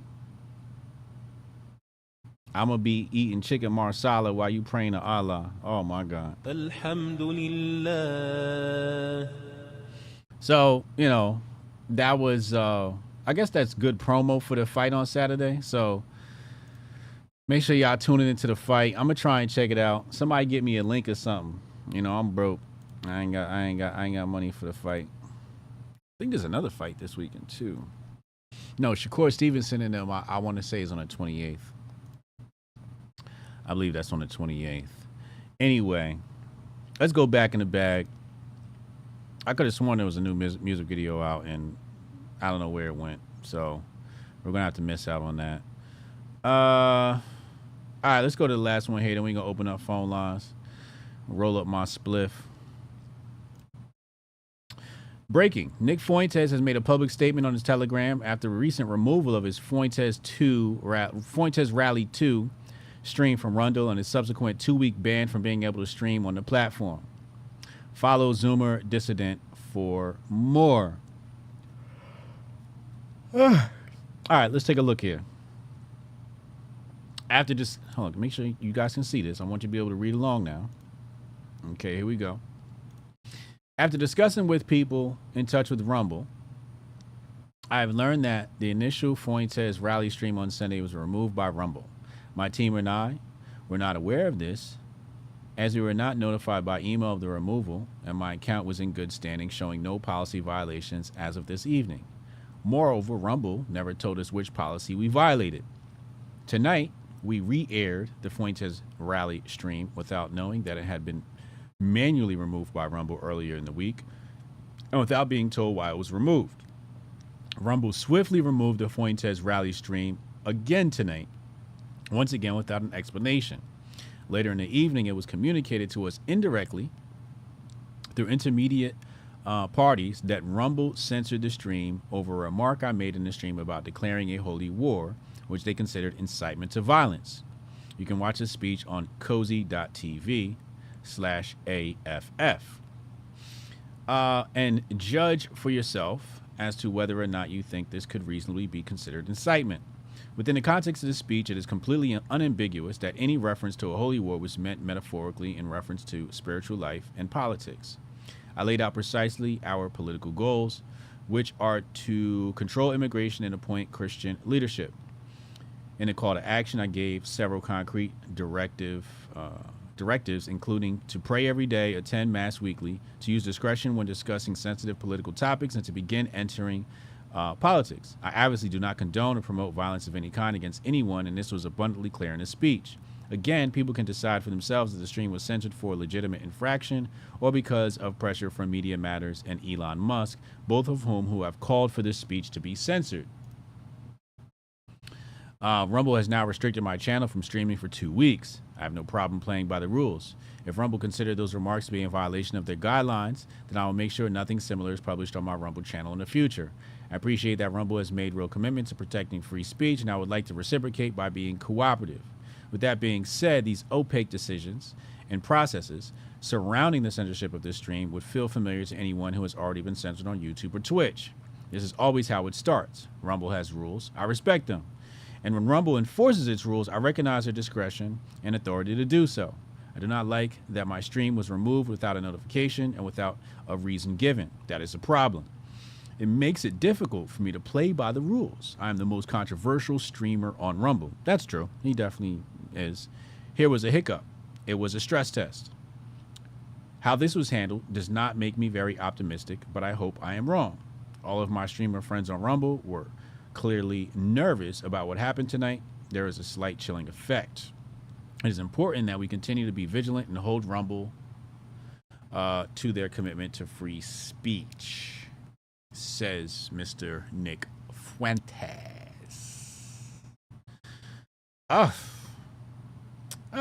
You know,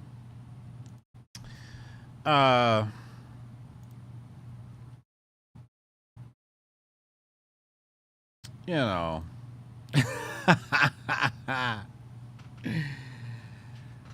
I thought it, you know, we played the clip yesterday. I thought it was a bit much. I'm not surprised Rumble took it down. It did feel like incitement of violence to me. It looked like a call to a war. You know, I could see why Rumble would take it down. They could get a lot of heat for that. You know, Nick was stirring the pot. Goldstein spoke about that yesterday. Goldstein thinks he's straight out of Langley. He's a op. That's what Goldstein thinks. Uncle Hotep thinks he's a op. I don't know. I don't think he's a op. I think he's just a kid, man.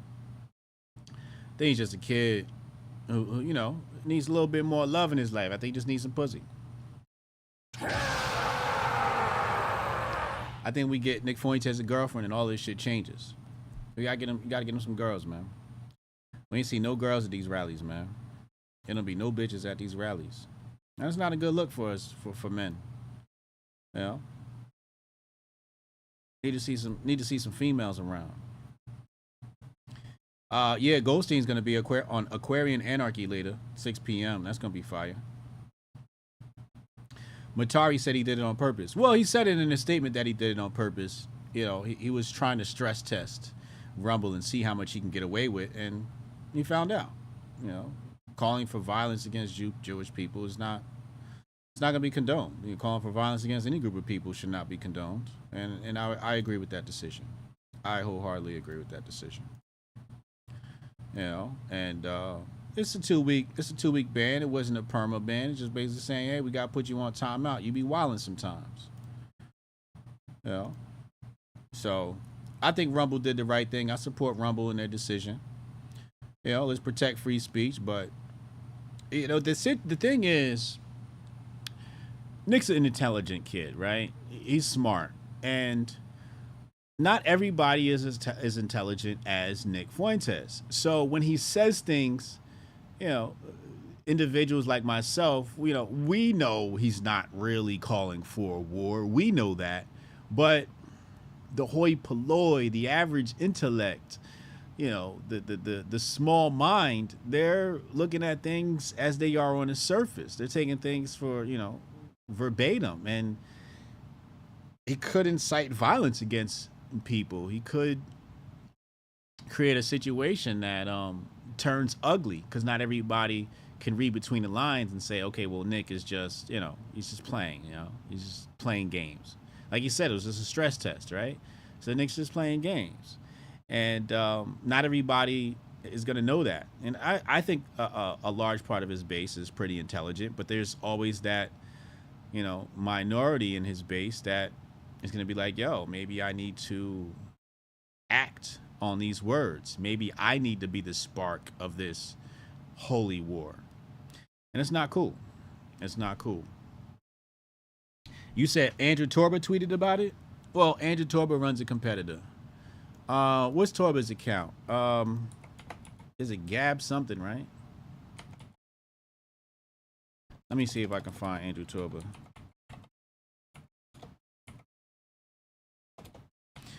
Okay, let's see. Let's see here. What did Torba say?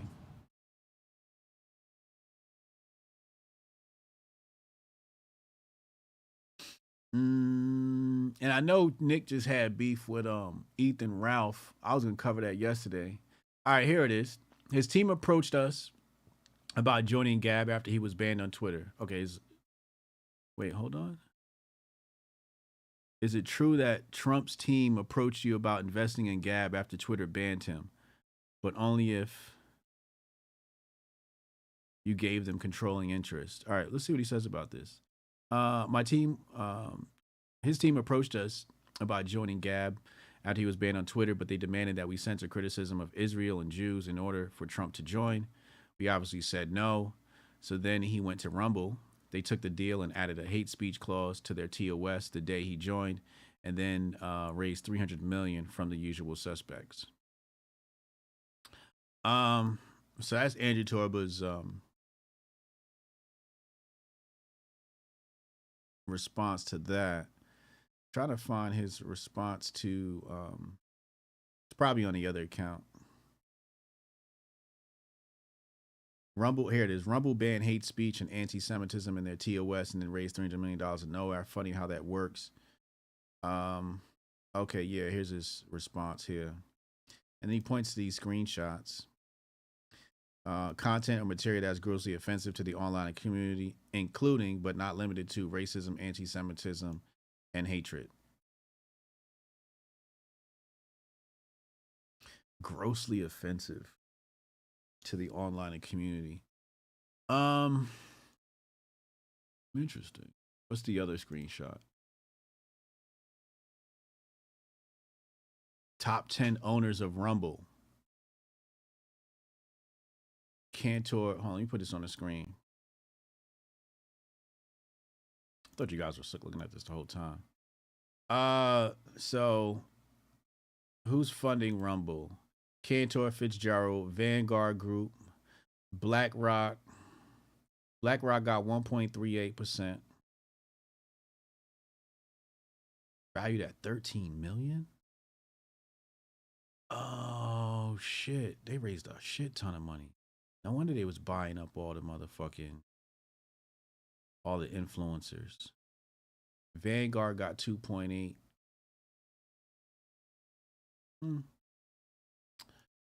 Well, you know, if you're gonna get investing dollars, you're probably going to oh, here he go, digging up the early life. Howard William Lutnick, American billionaire businessman, as head of Cantor Fitzgerald. Oh man. All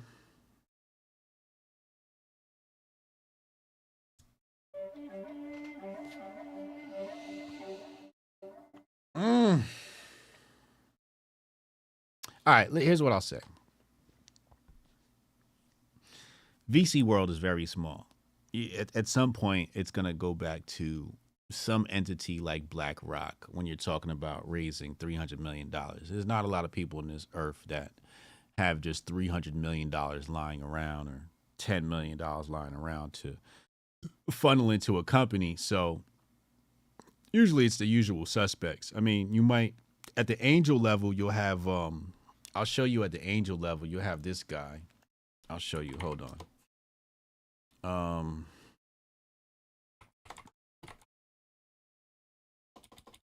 You'll have this guy right here. He's at the angel level. Actually, let me put his face on the screen. All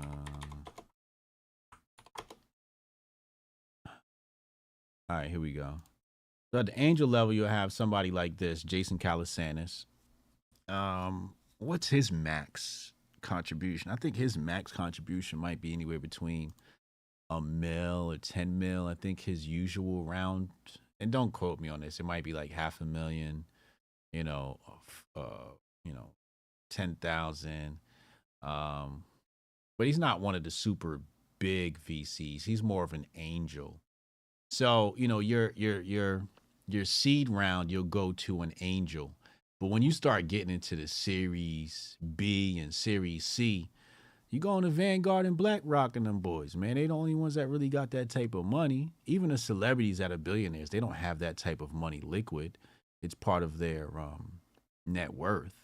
It's in assets of some sort. It's in, you know, whether it's intellectual property like music or movies, and you know, royalties on work. But other than that, hold on, this capitalism.com has some information on Jason Calasantis. So his net worth, so his net worth is about 60 million. So he definitely don't got 100 million lying around and just, he's more of an angel guy. Like he's trying to get to the VC, I want to say. Yeah, updated July 6th. So he's trying to get to the VC level. He's trying to get to the BlackRock level. But these guys got billions on top of billions on top of, I mean, hundreds of billions of dollars, if not trillions, I guess. I don't know what the fuck I'm talking about. But yeah. Let's take a look at his Crunchbase. So 48 portfolio companies. You know, so that's why I can't really do the whole, oh my God, BlackRock's invested, because it's like, once you get to a certain level of company and you need to inject a large amount of capital, it's only but a few motherfuckers to go to, really. You know, it's only a handful of people that got that kind of money. So if they raise 300 million, they definitely, at some point, and BlackRock only owns like 1%, so they're not even like a majority partner. The other one has 9%, so not a majority partner. I know Jason. Do I got to sign up for more? I never did sign up for Crunchbase. But I know he in his portfolio, I know he's got Uber in here. Yeah, here we go. He's got Uber in here. What else did he invest in? Get Fresh, yeah.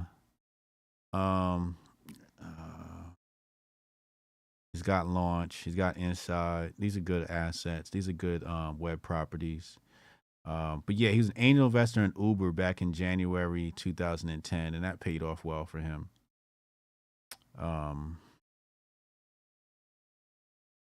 So yeah, you know, that's what I'll say about, you know, yeah, I'm not gonna say like, you know, I'm a big fan of BlackRock or I'm defending BlackRock. All I'm saying is when you need 300 million, BlackRock's probably gonna come into the conversation. He said BlackRock was definitely one of those overseers that Ice Cube was talking about. Did Ice Cube mention BlackRock by name? Did they? He said, I'm selling my shares of Rumble. You sell them to me.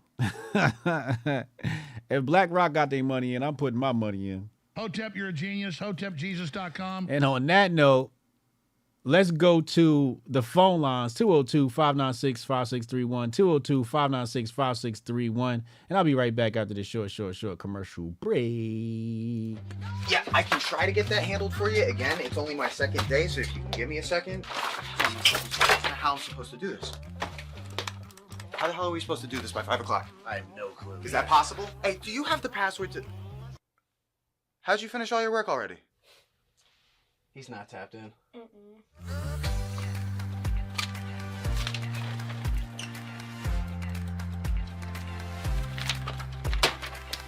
How'd you get that done so quick? They think they're gonna be able to budget that? It's money. That's money right there. You understand? You guys finished your work 6 hours early? He's not tapped in.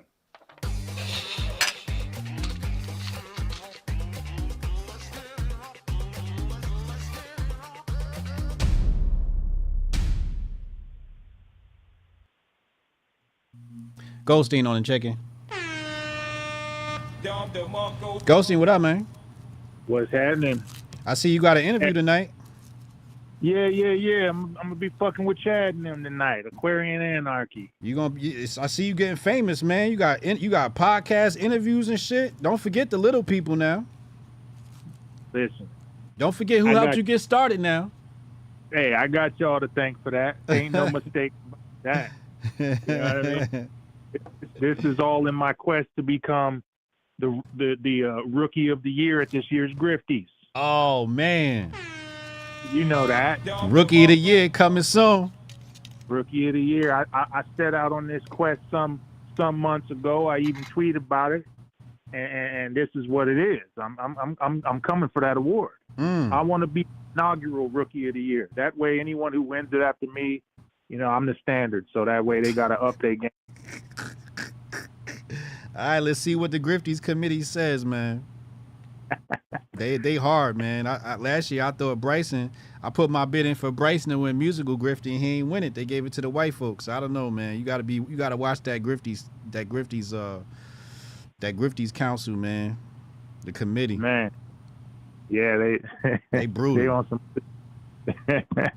How about last night? How about last night's Twitter Spaces though? Yeah, what's up with boy Halo? What was his name? Halo. Yeah. What was up with dude, man? I don't know. He's a little weird. Yeah, listen, niggas gotta stop crying, bro. That's all it boils down to. Stop fucking crying. That's it. Right. Oh, they won't accept us. Oh, they don't want to recognize us. Oh, our contribution. Man, fuck all that. You accept you. If you can accept you, then you don't have to worry about nobody else doing it. That's a clear-cut example of motherfuckers who can't accept themselves is when they looking for that shit outwardly. They don't have it inwardly. That's big facts. That's big facts. It is ridiculous. And, you know, it's due in large part to a lot of fucking outside influences that people come up that way. I'm not lost on that fact. Right.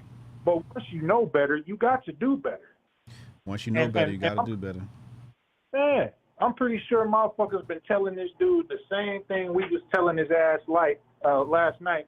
The same goddamn thing that he ended up coming to the conclusion to, and then like 2 minutes later, just completely forgetting that shit. The fuck? I'm just gonna focus on me and what I'm doing and what I can do for my community. And then 2 seconds later, just I forgot all that shit. Went out the window. Got back to crying about what they ain't doing. That shit sound like a fucking illness to me, man. Like niggas need therapy or some shit. Serious therapy. I mean, you know, but let me tell you this: there's nothing that works better on a collective level. Nothing works better on a collective level as far as therapy goes than fear and pain. Now, on an individual level, you can talk to a motherfucker. But on a collective level, because the collective mindset is so goddamn animalistic, it needs either fear or pain. It's the same thing that animals need in the wild. That's what keeps them from fucking running off of cliffs or doing shit they ain't supposed to be doing. Fear or pain. Fear or pain. Yes. Okay. So when this motherfucking AI start coming from motherfuckers, I think that'll be the fear and or pain that motherfuckers need collectively to get their shit right. Until then, it ain't gonna happen. It ain't gonna happen. Although I'm starting to think after that shit you showed earlier with the bitches. The AI shit? Yeah. I'm starting to think AI is just a fucking warehouse full of niggas named Chan at this point. Name what? It's Chan. A warehouse of niggas named Chan just over there typing shit in real time, and we think it's an algorithm. They ain't no algorithm. That's Chan in there. Hold on, where my China button at? China. The niggas over there putting it down. Here It's we a strong think possibility. Yeah, we thinking there's a fucking kidnapping ring and human trafficking ring for sexual shit, which may very well be the case, and I'm leaning in that direction, but it also might be how they stocking up these warehouses full of AI. Just you better type this shit or you'll never see your family again. Hold up. Oh wait, no, my bad. Wrong button. Hold on. Koofy on tight, man. Koofy on tight.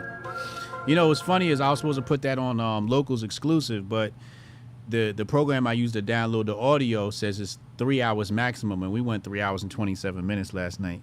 But I'm gonna boot up another Twitter space tonight. We're gonna go live at 10 p.m. I'm gonna see what's cooking. I'm gonna try to come up with something controversial to make people talk. But I think I'm shadow banned on Twitter. You see how many? I only had like 60 people in my Twitter space. Did you see that? Yeah, that's ridiculous, and that's post Fox bump. So I know that was lying. Yeah, I had one of my homies reached out to me and said they had seen my tweet about the space, and then they went to my profile, and my profile pic never showed that my Twitter space was live on my profile pic, and I wasn't even at the top of the feed. You know, at the top of the feed they'll put Twitter spaces. Yeah. I wasn't there either. Yeah, I could vouch for that. You wasn't. There wasn't no purple bar up there and none of that shit. I saw your tweet too, and I was like, well, shit. You know how they got the little spaces thing that you can go to see all of them? Yeah. That's where I found it, and it was late as fuck.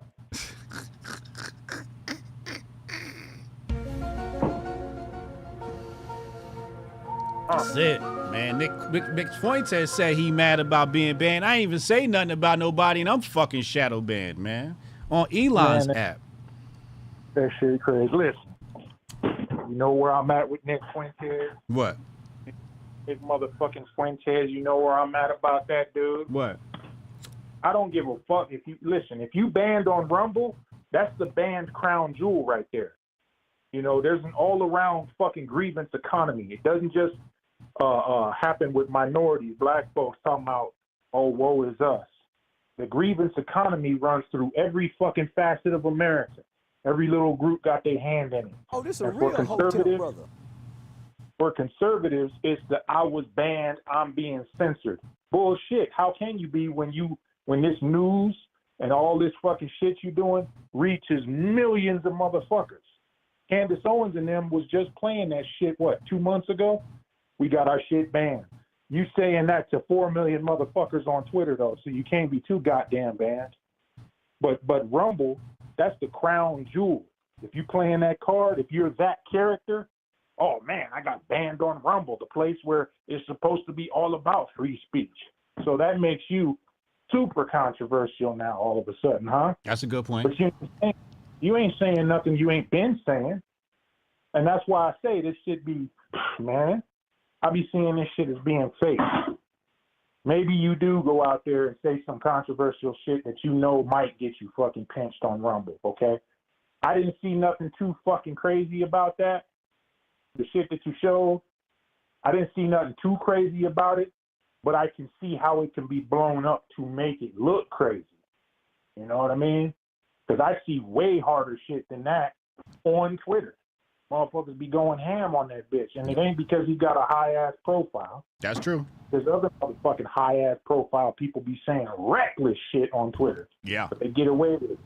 Yeah. But it just seems to me that, like I said, Rumble's the crown jewel. And if you get banned on BitChute, man, you really doing something then in that economy. You know what I mean? So it just BitChute's already banned. Like you can't even post a BitChute link on Twitter. Yeah, true. This is true. I remember not too long ago, Scott Creighton got some shit pulled off of there, and I thought he was pulling the fucking okey doke fast one type shit until I found out what it was about, and then I was like, okay. He got his shit pulled off of BitChute? Yeah, they did it because he was showing the dead body of that Mexican white supremacist with all the blood and shit. Oh. All right. I could easily see them doing it for that. Yeah. But they don't do it for messages. The minute they start doing it for messages, then I got to look long and hard at who the messenger is and see if you're trying to grift or if there's some extra shit going on. Right. Kind of like with this Rumble shit. Rumble don't ban nobody unless, you know, like I said, it's going to work out for him in the long run. Did Rumble do the right thing by banning him? I don't think so. They should have left it up. Like I said, yeah, they should have left it up. But they did the right thing by him by banning that shit. What you mean? Because like I said, he's going to benefit off that more than he would have had it just been up there. True. He's a character, and he has to have that image. He has to have that image. That not only him benefiting from that, but there's a number of other individuals out there that benefit from that. Yeah. Because then they get their boogeyman. Right. So it's just one of them things where you got to really look long and hard at some shit sometimes. Now, if this just was to happen in a vacuum to Nick, this was like one of them one-off things where it just happened in a vacuum and he didn't have like a history of doing just bonehead shit and saying bonehead shit and getting himself rammed in the process, then I'd be like, okay, well, free Nick. But this is Nick's shtick. This is what he does, right? And so once you do that for so long, now I got to start looking like, maybe there's something there. Maybe there's something there. Because I said it once and I say it before. If you a real problem, they get rid of you. If you a real problem, they get rid of you. They don't ban you from a platform while simultaneously allowing multiple platforms to tell millions of motherfuckers that you're banned. That's not how banning works. Real banning means you disappear, whether physically or just your influence, and don't nobody talk about it. Like when Andrew Tate got took off of every platform. That made him bigger than when he was on them shits. Correct. That doesn't just happen. That's not organic. Wait a second. What do you mean? What are you trying to say here, Goldstein? What I'm saying is the banning, again, is its own economy now. It lends to an image. I have felt for some time that motherfuckers are trying to fucking push everybody to their furthest extreme to pop shit off. So when you can have poster boys for that furthest extreme, like Andrew Tate, like Nick Fuentes, like quite possibly Jason Aldean now, quite possibly, when you can have poster boys for that shit, it drives people in that direction. It drives people to that furthest extreme.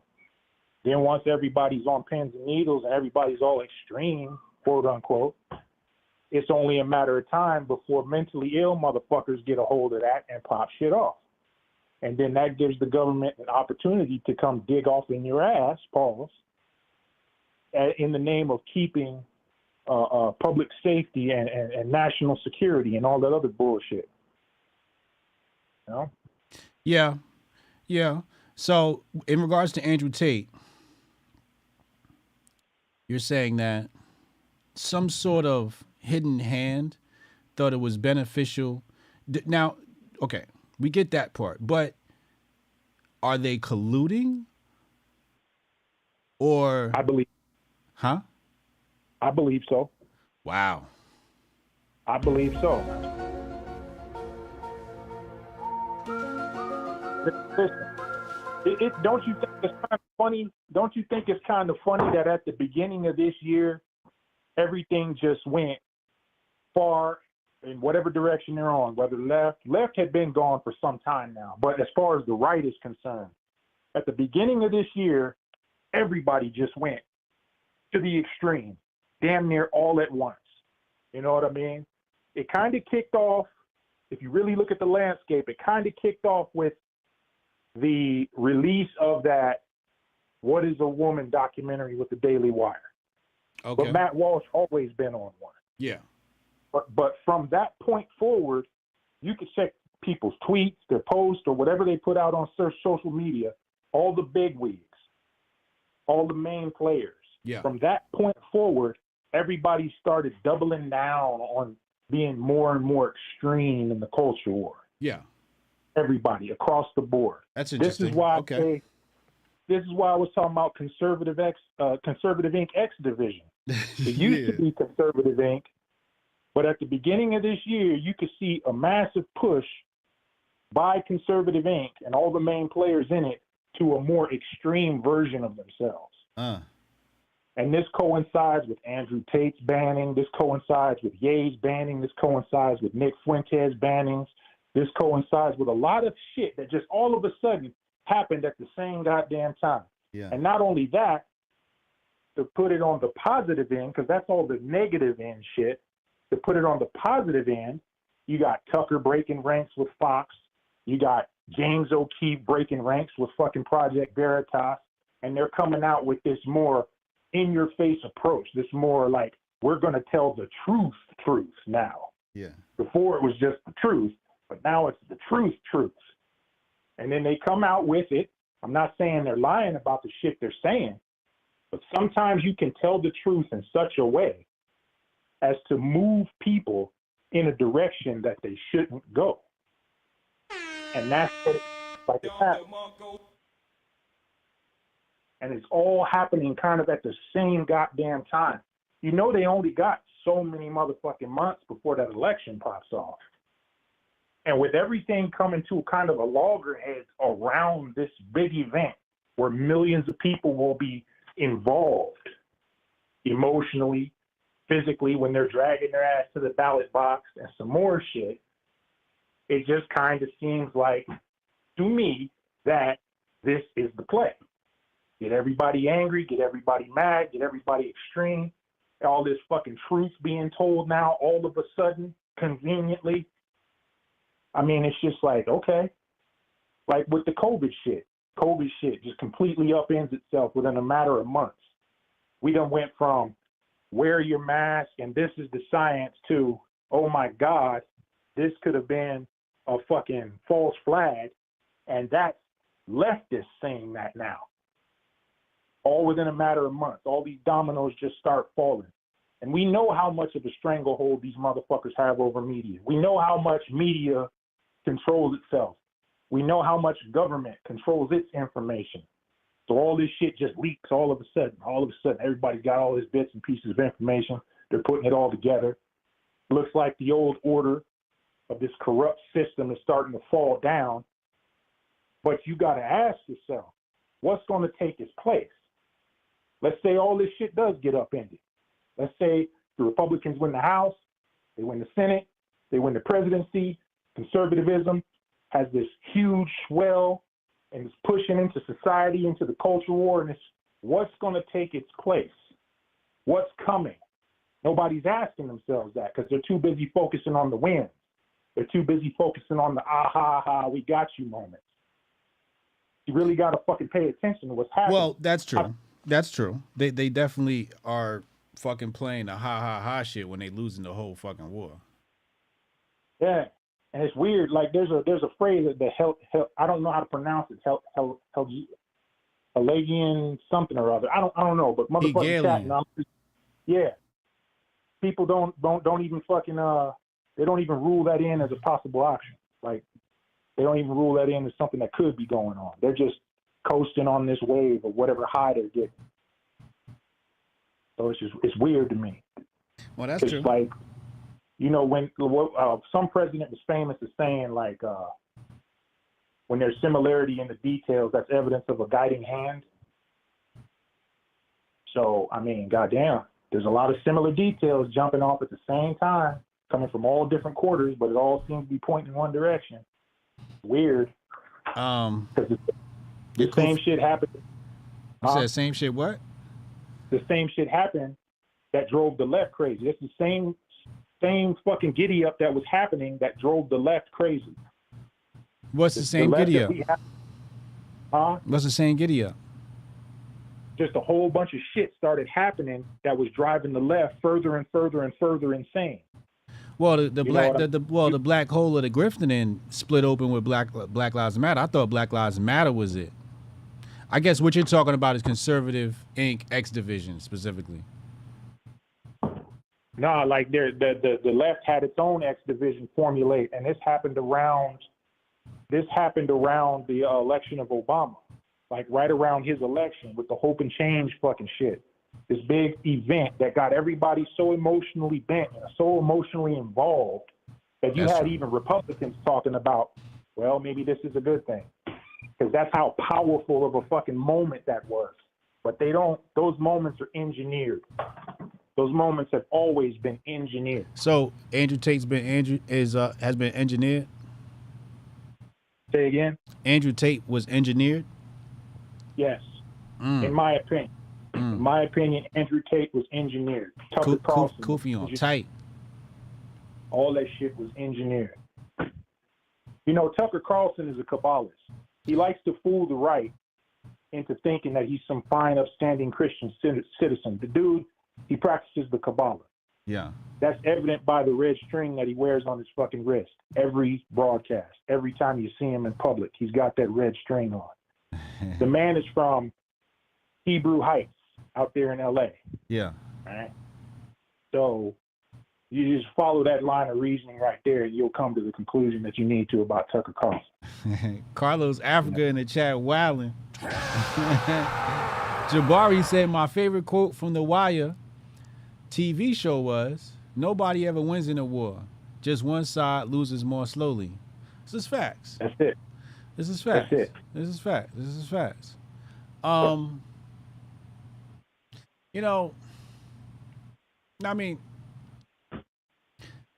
I don't see a war. I don't see a war. You know, everything is, it's all fake. Everything we see before us is all fake. All these topics are fucking fake, right? It's all like bullshit pushed by the algorithm of the Matrix, right? To give people a certain point of view of how life is. But really what's going to happen is this country is just going to split in two. It's going to split in two, bro. That's what's going to happen. You're going to have parallel every goddamn thing. And then at some point, those two sides are going to go at each other, which gives a perfect fucking opportunity for all the world powers to come in and manage the situation. Well, I think the war going to be managed, period. We haven't had a war that wasn't managed yet. No, we haven't, but we haven't had this type of structure of global governance either. You know? Well, yeah, that's true. There's always been a of it, but this version of it that exists now is far more complex, far more pervasive than it's ever been. So it's gonna look real ugly. I said this on a stream that you had not too long ago. You can't just allow America, if you're in the international community, you can't just allow America to crumble and wild out. Because we have too much going on over here. We have too much by way of intelligence community, weapons, and all that other shit. Yeah, I mean, I have no interest in revolution or trying to tear down the system of right. I have no interest in that. It sounds like loser shit to me. It sounds like, you know what it sounds like? It sounds like kids. It sounds like a bunch of fucking children. Oh, I'm gonna start a little revolution. Oh, it's like a fucking child. Like, sit the fuck down somewhere and be productive. You know what I'm saying? Like, act like an adult for once. Yeah. That's my issue. Everybody's just so adolescent in their understanding of just even history, mostly history. And you know what the thing is, like somebody said to me, they was like, yo, Hotep, you don't be tweeting a lot. And I'm like, I ain't got shit to say. And that's the downside of knowing too fucking much. Because once you know too fucking much, like nothing phases you. Nothing. You out there screaming for some type of war, you're a fucking idiot. Nobody wants war. And the motherfuckers who have been in it will tell you that faster than anybody. Yeah. Motherfuckers don't want war. So if you're out there screaming for some type of war, then you're an idiot. I just know that whatever happens, I mean, it's going to happen regardless. I'm just more concerned with, like I said, that international community coming over here talking about we need to take over this section, take over that section, because there's just too many jewels over here. We got too many of the world's government secrets over here. So they're going to be looking at it like, okay, if this country splits down these political lines, who gets a hold of those secrets? Who controls that? Do they have our best interest at hand? So they're going to be over here quick, fast, and in a hurry to manage the situation, to make sure that things are manageable. That means confiscating our fucking weapons stockpile, both locally and internationally. That means managing our fucking security apparatus, our intelligence apparatus. They're going to come in with the solutions to make sure that shit doesn't become a powder keg. Because it's one thing when the USSR collapses. It's a whole other thing when the United States collapses. They have to manage that. It becomes a global threat if it's just left unchecked and the best man win type shit. Doesn't work that way out here. And that's what I'm seeing. Like the international community could very well be behind the split of this country, so they have the excuse to come over here and put boots in asses. Listen, man, Koofy on tight. Phone lines is hot. I'm gonna come check All right, you out bro. on Aquarian Anarchy tonight. It depends on the weather. I might have to see what's good because I might have to coach the kids practice. But if not, I'm gonna catch the replay. All right, bro. Take All it right. easy. All right, yo. Bill. Goldstein on the line. 226-302. I see y'all. First one in here. Pause. Yo, the Rumble stream is faster, so if you ever want to get on the phone lines, you should probably be on the Rumble stream because the YouTube one is delayed. So I will be on the Rumble one if I was you. I ain't got no problems with Rumble. You know, I tried to hold out as long as I could. But hold on, let me put this shit back on the screen.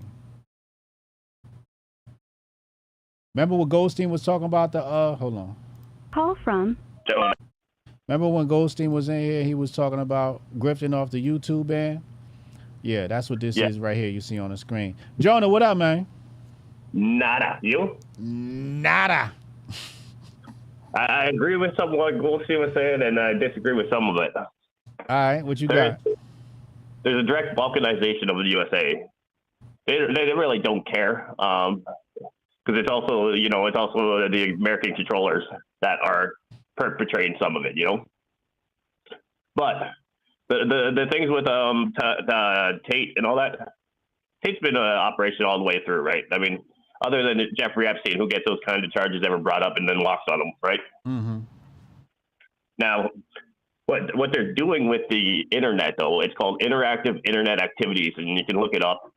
And it's also called signature reduction, which is 60,000 DOD employees, and then that's also released its own public information. Mm-hmm.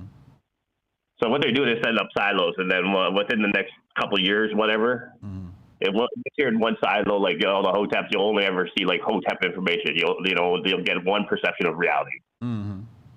Then the leftists will get another. So what they're trying to do is set up America so it destroys itself. Then it's called the bunting cloverleaf map. What that is Europe, Asia, and Africa. It looks like a cloverleaf, Mm-hmm.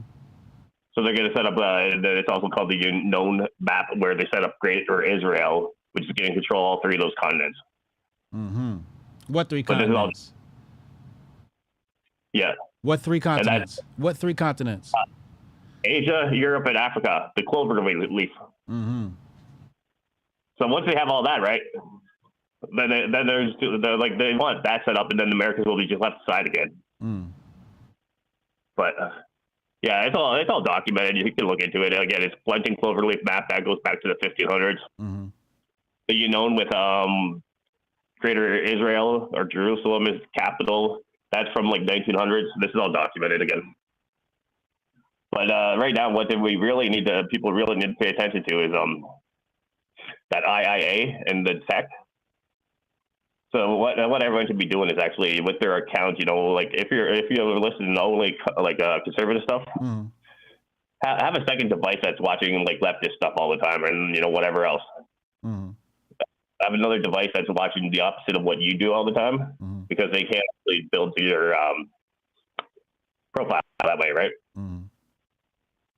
Again, see, this is all documented, and then the gang stock and all that.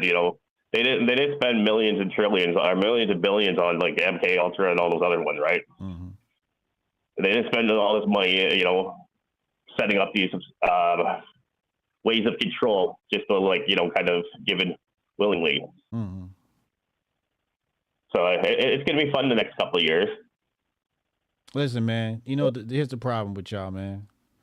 What? America doesn't exist. Hotep, you're a genius. HotepJesus.com. No, it hasn't since about 1903 when the General Education Board was created.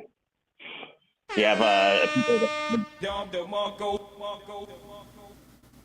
the billionaires within America that were loyal to Cecil Rhodes and the monarchy, that were purposely destroying the individualism, replacing it with collectivism. And then, There's a reason that people are made stupid within America, you know, intentionally. Oh, of course.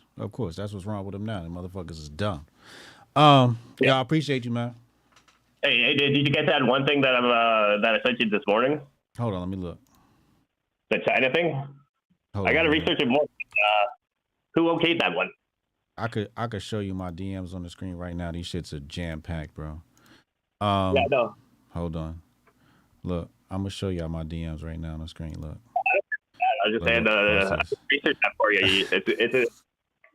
It's something I found by accident. I got mad.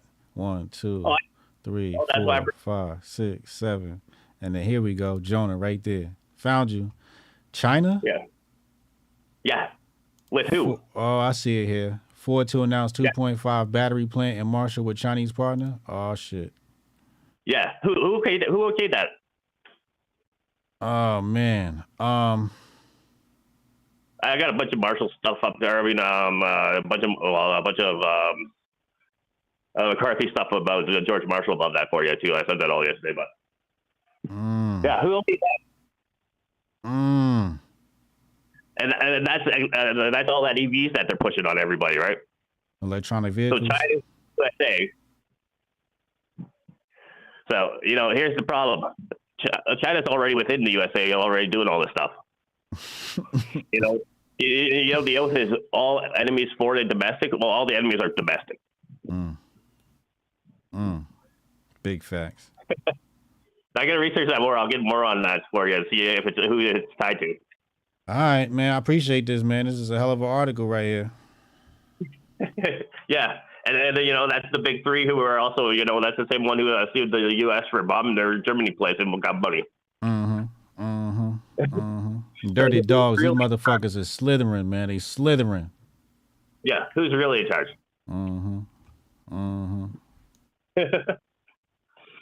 But, oh, wait. World War III, we already know what it's going to be, right? Albert Parker already told us. World War III? Yeah. When is it's going to be religious. III? It's going to be religious? No. Albert Pike already said that in 1870.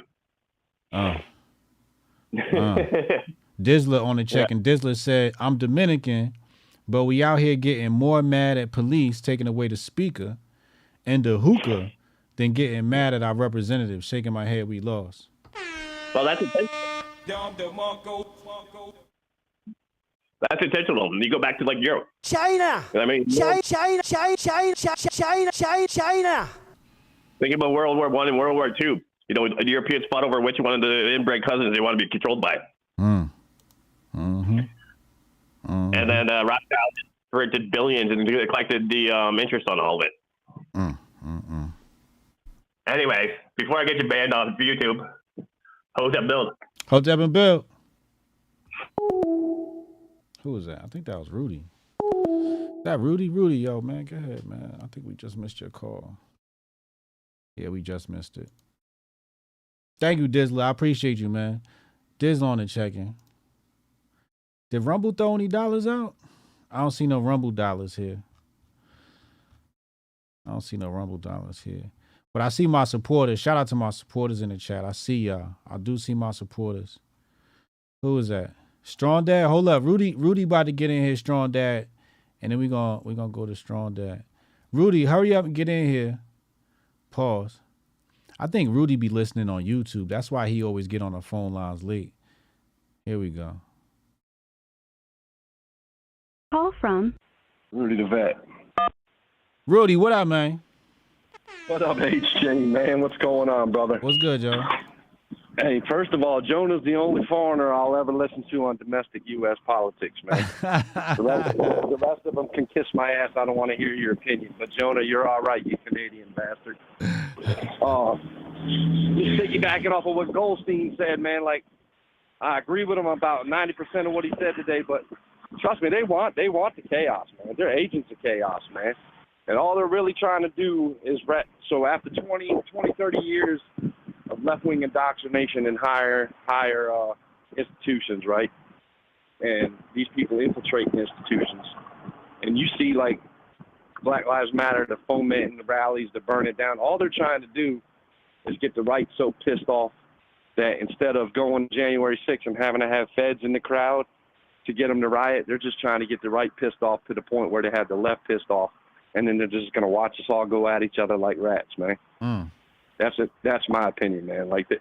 And I mean, thank God for you in the show sometimes, because sometimes, man, they do some shit. You've heard me before, like, where I'm to the point where if I didn't want with a girl and my kids, man, that I would have done some stupid ass lone wolf knucklehead shit because it just pisses me off. So and it, you know, thank God for this show, because I've been really calm about that lately. Like even today, watching those hearings with the Democrats protecting Biden, and then with all that money they stole, I'm just like, man, what's the point? No point in getting angry. I can't control it, right? Getting angry, I can't do nothing about it. So I don't, you know, I appreciate you for bringing that perspective into my world, brother. You in the chat and this podcast, man.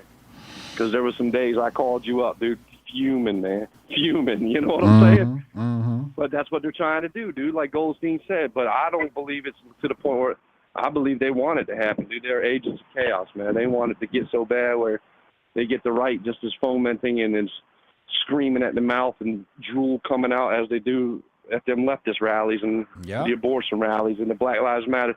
They want, but they just don't have the right there. Like he said, they don't have the right there yet, to the point where the right showed up pissed off at the Capitol, but they had to put in agent provocateurs and federal agencies to false flag the fucking J6, the Juneteenth shit. You know what I'm saying? They didn't have the right mad enough to do that on their own. But like Goldstein said, here he comes. You're getting ready to come up on an election. It's grifting season. You and I said it, get low. Get low. And now it seems like they're trying to activate the right to get as pissed off as the left is and just get you in the streets to kill each other, man, to act like fucking savages, to not have any principles, and to divide. And that kid Fuentes is just part of it, dude. He's just part of it. If his ideas were so good, you know, everybody's like, oh, he's a sharp dude. No, if your ideas were so good, bro, and you had a good message and you could bring some unity, to even if you're on playing the party politics and you're going to bring some unity, then you wouldn't have to say outlandish shit to get headlines, piss people off, and get banned, dude. You could just, like you, brother, spread good ideas and you won't have that fucking issue. Yeah. You know what I'm saying? Yeah. So, man, listen. So, you want to set up a fight, man? I'll start a YouTube channel. You know, I ain't gonna get no subscribers or anything because I'm a little bit on the spectrum. But then we can have a grift fight, me versus Nick Fuentes, because I'd love to just get my hands on that kid one time, dude. I can't stand that fucking kid, man. I can't stand that kid, man. I can't stand him, dude. This is a sick Negro. That's you can say it again, brother. Hold you on, can say it again. I hit the wrong button. Hey, I'll take it. I'll wear the last comment, brother. I'll wear the last comment. But I love y'all, man. Hey, man, I had to work a night shift last night, man, so I didn't catch the pod till later on, man. That was powerful, brother. Powerful. Those girls yesterday? Oh, dude, that man. I went right onto their website this morning when I got off work. Yeah. And I was like, oh, man. Yeah, that was powerful, bro. Yeah. Eye-opening, man. Eye-opening, man. That was, and like, who was that? Tammy and Kristen, right? Yeah. But, I mean, listen, man, we're the Hoteps and the Red Whites, man. So anybody who's been following and watching you over the last 3 years like I have, we knew the pandemic shit. You know what I'm saying? We knew we knew all about what they broke down about East Palestine. Man, that's eye-opening, man. Eye-opening, brother. And that was a real powerful podcast, man. I'm proud of you, brother. Keep up the good work, man. Yes, sir. Hotep and everybody in the chat, I love y'all, man. I'll see y'all at next year's Hotep Con, no matter what, man. I don't care if no matter what, I'll be at next year's Hotep Con. Y'all enjoy this year's, man. Hotep and build, y'all. Rudy the Vet is out. Peace, man. Rudy online. Somebody said, what they say? Do you see text at this number? I might be typing the air. Well, talking to a man that goes by Jesus. This is a prayer anyway. My name is what? Call from Strong Dad. Strong Dad on the check-in. 412, I see you. 412, I see you. Strong Dad, what up, yo? What's up, man? What's up? Hey, so let me tell you what. What's up? First of all, there's no way that my cookie can compare to Goldstein. Oh, his cookie's too tight. His brain about to man, explode. you know, if his kufi get any tighter, his brain gonna explode. I'm too wholesome for this shit, man. I'm too wholesome for it, man. My kufi is on the right size. From now on, Goldstein is my extreme pill representative, because he says things that I think but sometimes cannot even articulate. That's just, I mean, I gotta be mad honest. You know what I'm saying? Yeah. He might be coming for your crown, man, because, you know, you'll say things that I have thought before and said to other people. You just say it better than me.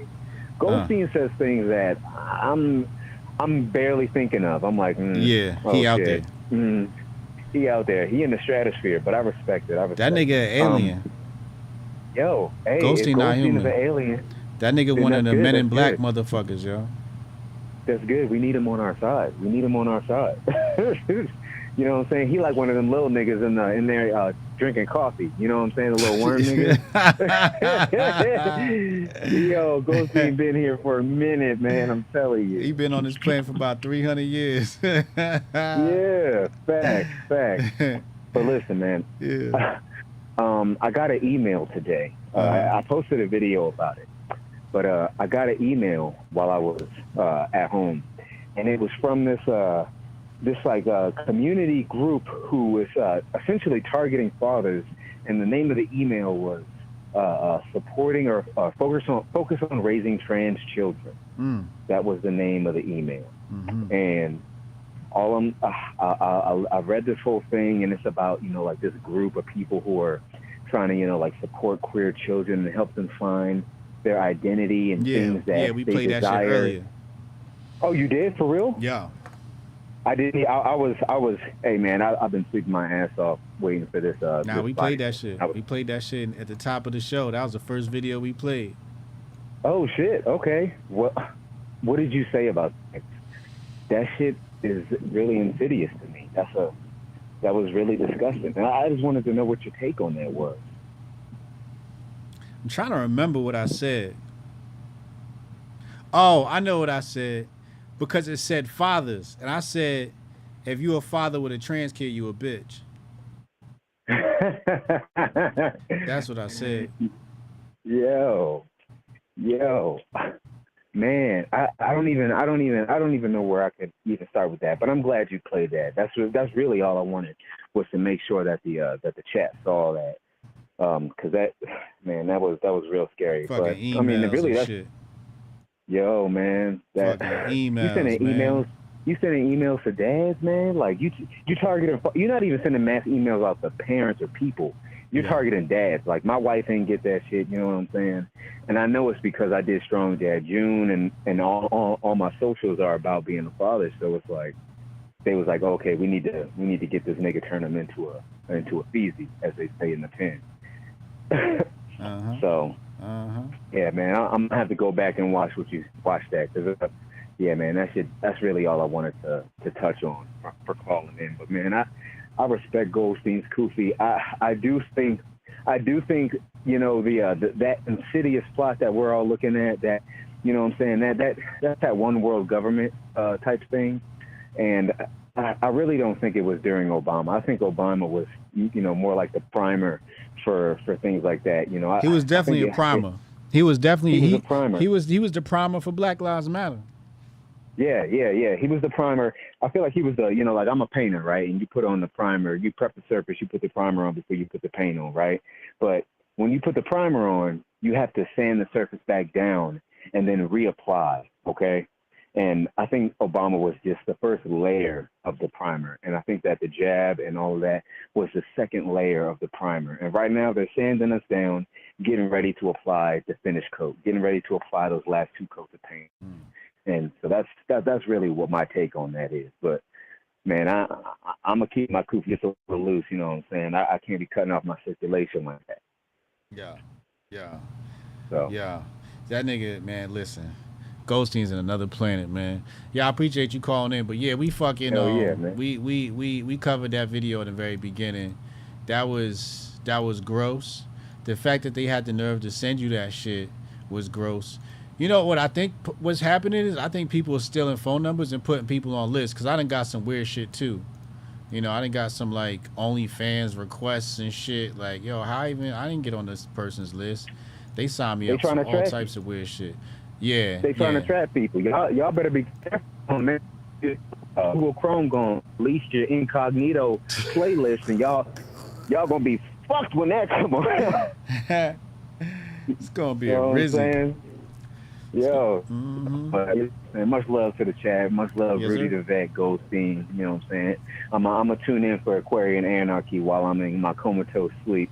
You know what I mean? And see what Goldstein got to say. But Hotep and Bill to the chat, y'all. Love y'all. Hotep and Bill. That's strong dad. All right, so what's the name texted me? If you guys want to get in line, you text the number 202-596-5631. 202-596-5631. Text that number. 412 call in. 412 call in. When you send a text message, just type in Hotep and then your name. So if your name is Henry, you'll type in Hotep Henry. You know what I'm saying? So type Hotep and then your name in the text message. That way I know you're one of us. Then I'll get you in on the phone lines. Okay, so 412. We're waiting on 412. While we wait for 412, let's go back. Oh, there go 412. Call from Rob. Rob, what up, yo? How's it going, brother? Life is good. Funny, first time listening, and I got a sign to look you up, and what do you know, you were live, and I just wanted to share a couple things, get your thoughts.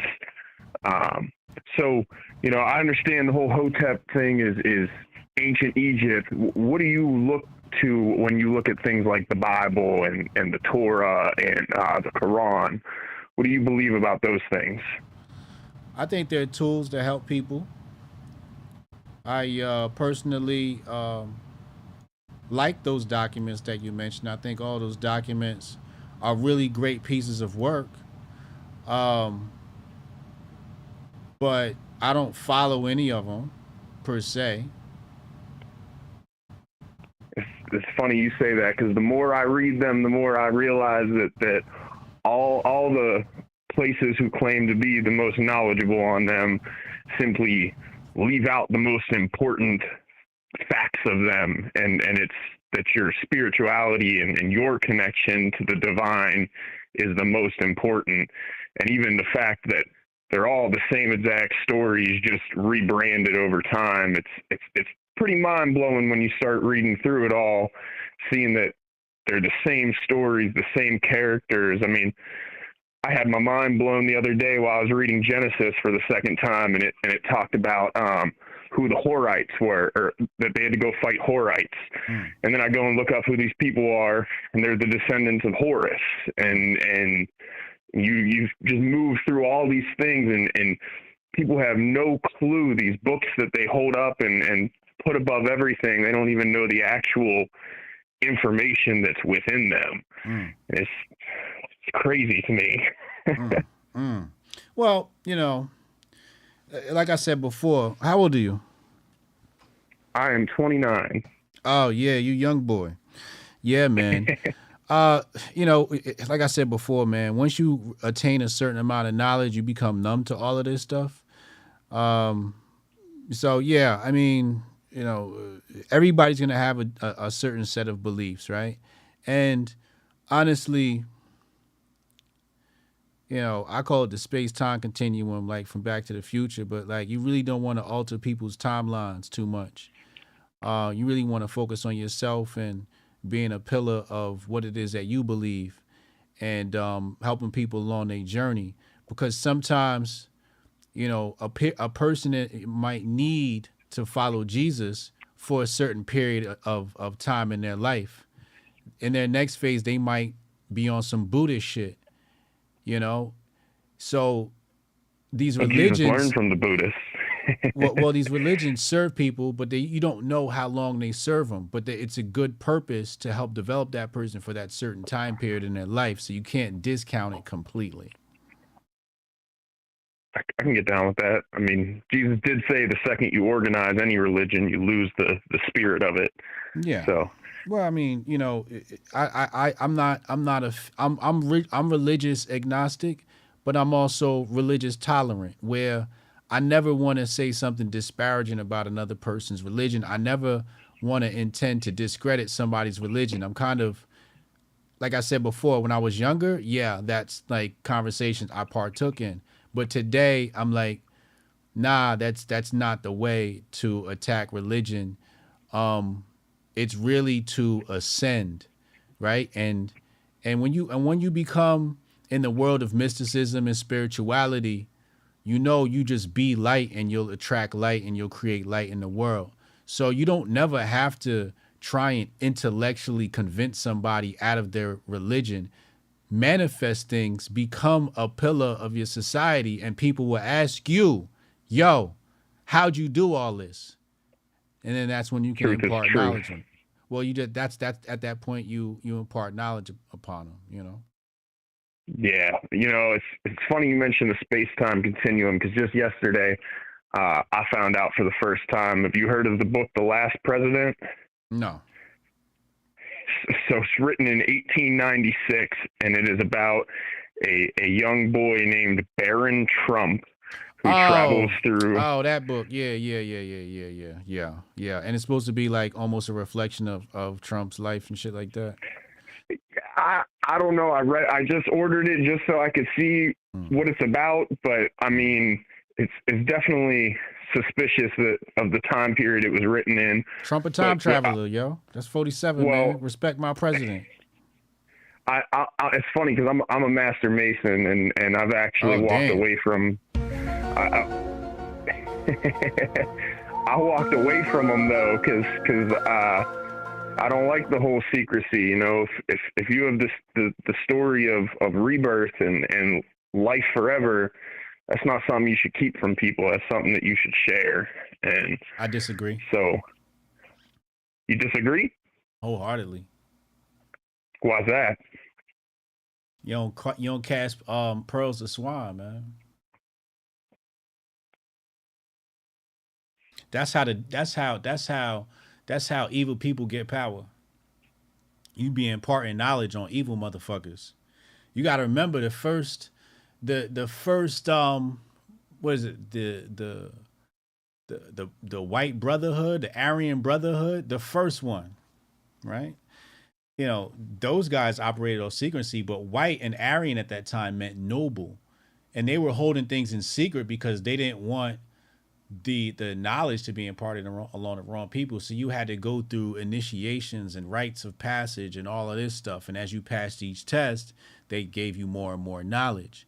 But that came from a righteous group of people. It's not till later on that you get different, you know, what they call secret societies. And, you know, they start manipulating magic and spirituality and alchemy and astrology and numerology and all this shit and Kabbalah. And they start using all this shit. That's really what the Aryan Brotherhood was afraid of the magic, you know, that you know, moving into dark hands. Yeah, I mean, I hear what you're saying. I don't know, man. I feel like there's a in my viewpoint, you know what it might be. You know what it might be, because the phone lines is hot, and I gotta let you go in a second. I'm gonna tell you what it might be.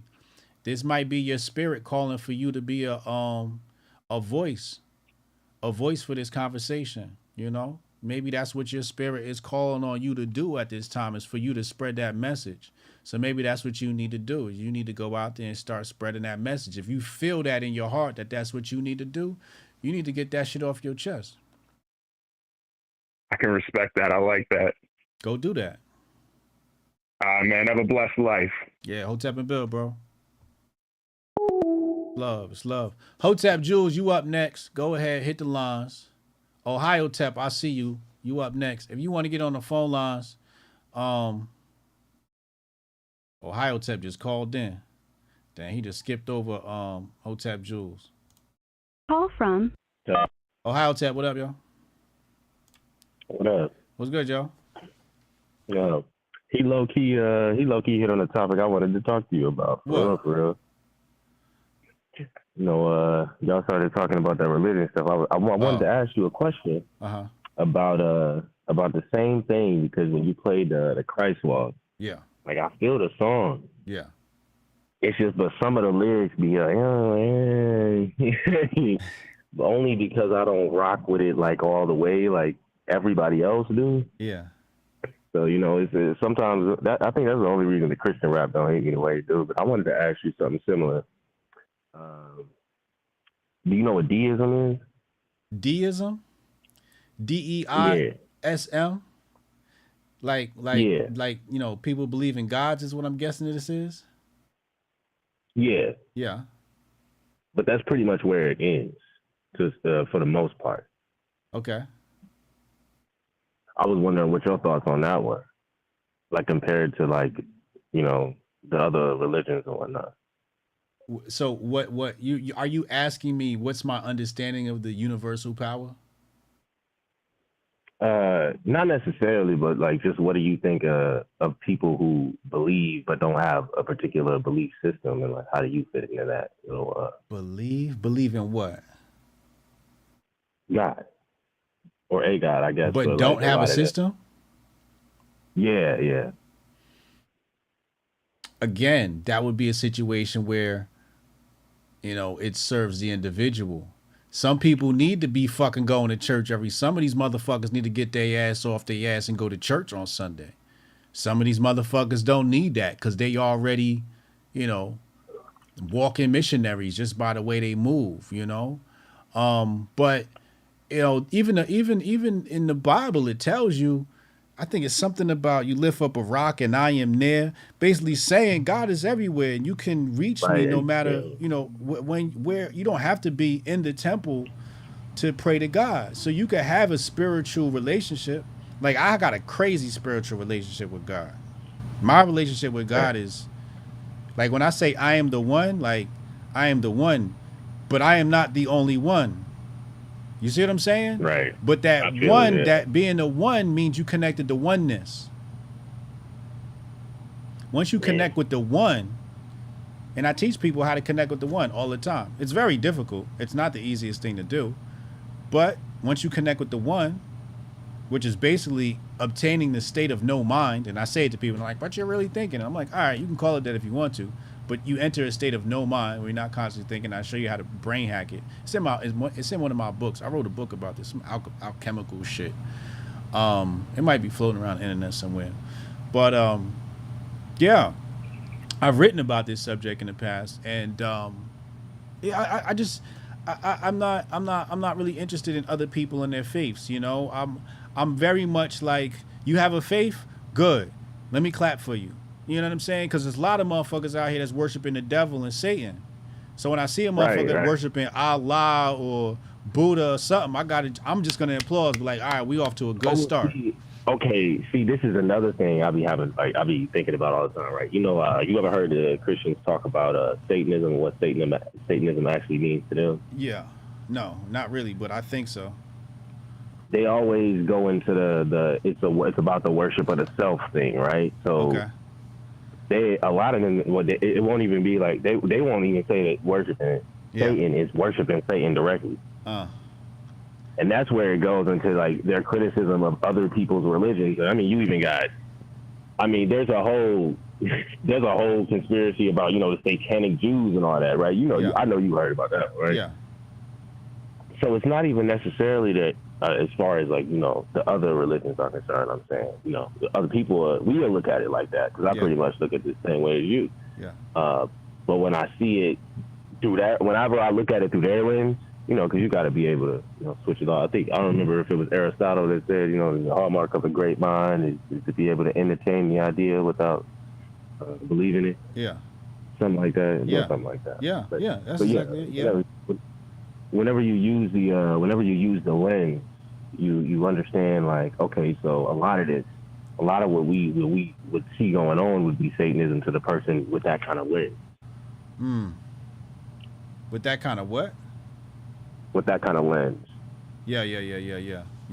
So like, I guess I would say like, so to like some people like us, where they wouldn't see us, like if we told them we weren't a Christian, right, and we told them we weren't a Jew, and we told them we weren't anything in particular, right? But we did tell them we believed in something. A lot of them would probably look at you and be like, "Oh, you could be you some kind of devil worshiper or something," you know, right? It's kind of a weird barrier you got to get through when you're talking to some people. You talking about some of the Christians and stuff? Yeah. You know, when you start like some of the topics I could get into, people would be like, "All right, he's bugging now." You know what I mean? And I think that's what the worry you might have. I think that's the worry another caller might have had, where he's like, you enter this religion and it seems like it stops you at this limitation. You know what I'm saying? So you never actually ascend to the highest form of yourself because you send all your energy outward. You know, even though the Bible says ye are gods, you was made in his image. So when you say, yo, I'm a god, I'm not saying I'm the God, but I am of God, so I am a God. People who follow religion have a huge problem with that. They find it offensive. But yeah, they do. They find it offensive. But the fuck that got to do with me? Right. You know, like the issue is, here's my belief system and you have your belief system. And somebody at some point has to overstep those boundaries. Somebody has to volunteer their offense, right? So if you come around to me and you say you're a Christian, I'm like, oh, cool, fucking great. I want to fucking clap for you, right? So I'm happy for you. And then I say, you know, hey, here's what I believe. And you're like, oh my God, I can't believe you just said that. And it's just like, wait, I was cool with, you know, your bullshit. You can't be cool with my bullshit. Right. I mean, if you turn around and say you're a Satanist, I understand. If I said I was a what? Take that as if you turned around and said you was a Satanist, I understand. Or like, you know, they'd be like, oh, you attacking. Yeah, if you were turned around and said, oh no. They're like, oh, I'm a Christian, and you're like, oh yeah, I'm a Satanist. No, I don't think I've ever do that. I don't know. I'd have to, goddamn, I don't know how you end up in that shit, but I probably not. I don't see that happening. No. But let me make sure Hotep Jules get in here, man. You good? You got any other questions before we let you go? Oh, no. That was it. That was just a cool conversation I wanted to have. Yeah. Here's my thing. I can't be responsible for other people's feelings, yo. I feel that. But you got to find that line, though. There's a line for that. There's a certain line where you have to draw between how much you care about other people's feelings and how much you don't. And there's a lot of power in that. There's a lot of people that amass a lot of power, like Candace Owens. She amasses a lot of power because she's on that other side of the spectrum where she's like, fuck your feelings. She don't give a fuck, She don't give a fuck. You know what I'm saying? She will piss you off on purpose. There's people like that. You know, so you got to find what your threshold is for you. What works for you. I'm actually kind of one of those people, for real. What? I ain't gonna lie. I'm kind of one of those people that'll piss you off on purpose. Oh, like Candace Owens? I mean, yeah. I used to be like that. I'm not that bad, but, you know, I do a little trolling. I used to be a menace. I ain't even gonna hold you. You know what I mean? I used to be a serious menace. You know, like on some tell Candace Owens, hold my beer type shit. You know, but Candace Owens is young. When you get older, man, you start running out of energy for all that shit. You ain't got time for that shit. You trying to get, you know what I mean? You trying to talk about important shit. You don't, again, once you get to a certain level, you don't care about people's feelings. Therefore, you don't care about trying to piss people off either. You know what I'm saying? That's how much. That's real. You know, you don't give a fuck to the point where you're like, I don't want to piss people off either. You know, like I'm not even thinking about that. I'm in another stratosphere of thinking as far as how life is concerned and what my priorities are. All right, I'm gonna get out of here. These niggas riding down the street. It's fucking Harley. All right, Hotep and Bill, bro. Hotep and Bill. Jules, get in here, man. Hotep Jules on the check-in. What time is it? This the last caller. I gotta go. Jules, you the last one, man. Hurry up, man. Get in here, man. Pause.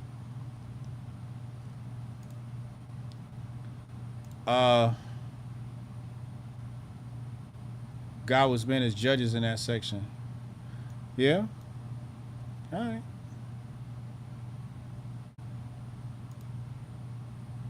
from Rue Scheffner. Rue, what up, man? What's good, my G? What up? What up? What up? Man, hey, yo. You be dropping fire, bro. Like, this call really just for the appreciation that you've been just throwing out there. Like, I caught yesterday's show when you had them two ladies on there. Uh-huh. Oh, The yeah, they was going off. Yeah, bro, the way you allowed them to break that fire out that stove for us.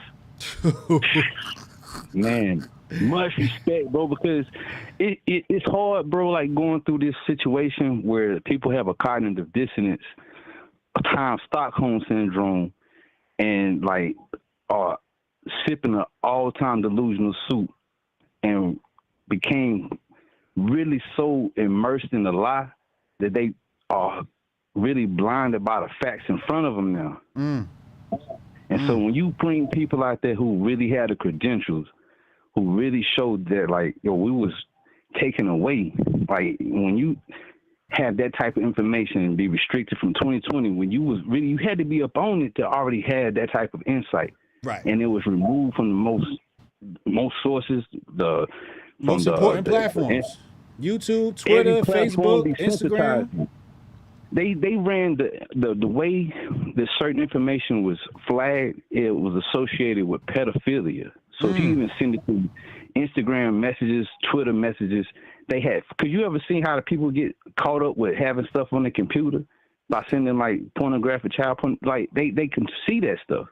So that type of material is already flagged to be looked at through the FBI databases because you showing Hunter Biden's laptop, what it might particularly have, or this COVID might be a lab leak, and it's like bringing like people like that on your platform, bro. I can't do nothing but salute from afar because it's somewhat hard to articulate this stuff because it's like an octopus leg.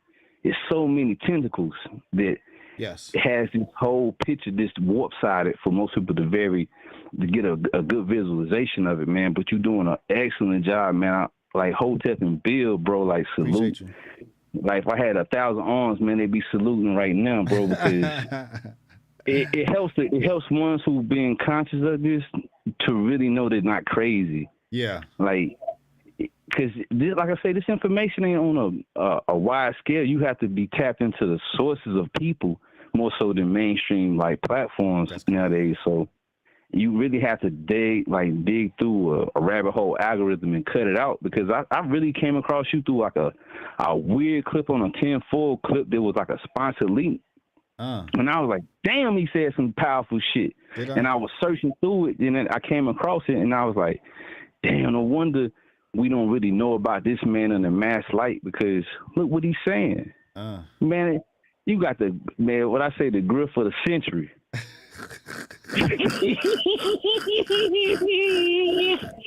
I got the grift for the century. Man, my G. Salute. When I say, hey, the grift for the century. When we all look back at that and be like, man, who had the greatest grift? Come on now, Hotep. Am I the one? Man, look, bro. You like Neo right now. You like a new Neo, son. Like if Neo was in white. I'm the black if Neo. Neo was on Ben and Ave. I'm about to put that shit in my motherfucking Twitter bio. Hey, yo, if Neo was coming from Southeast, yo, because you can relate to the ones who've been seeing this, but they ain't had the ability to articulate this. That's how I got in this game. I felt like I was going crazy. I was telling motherfuckers what's going on, and they looking at me like, yo, nigga, you crazy. So I started this YouTube shit. And then motherfuckers started talking to me like, I was like, oh, so I ain't the only one that think this way? That's how it started. Man. And this is the crazy thing. It was like 06, 07. I'm talking like this at A&T. I was putting on like what they call colloquium series through the psychology department.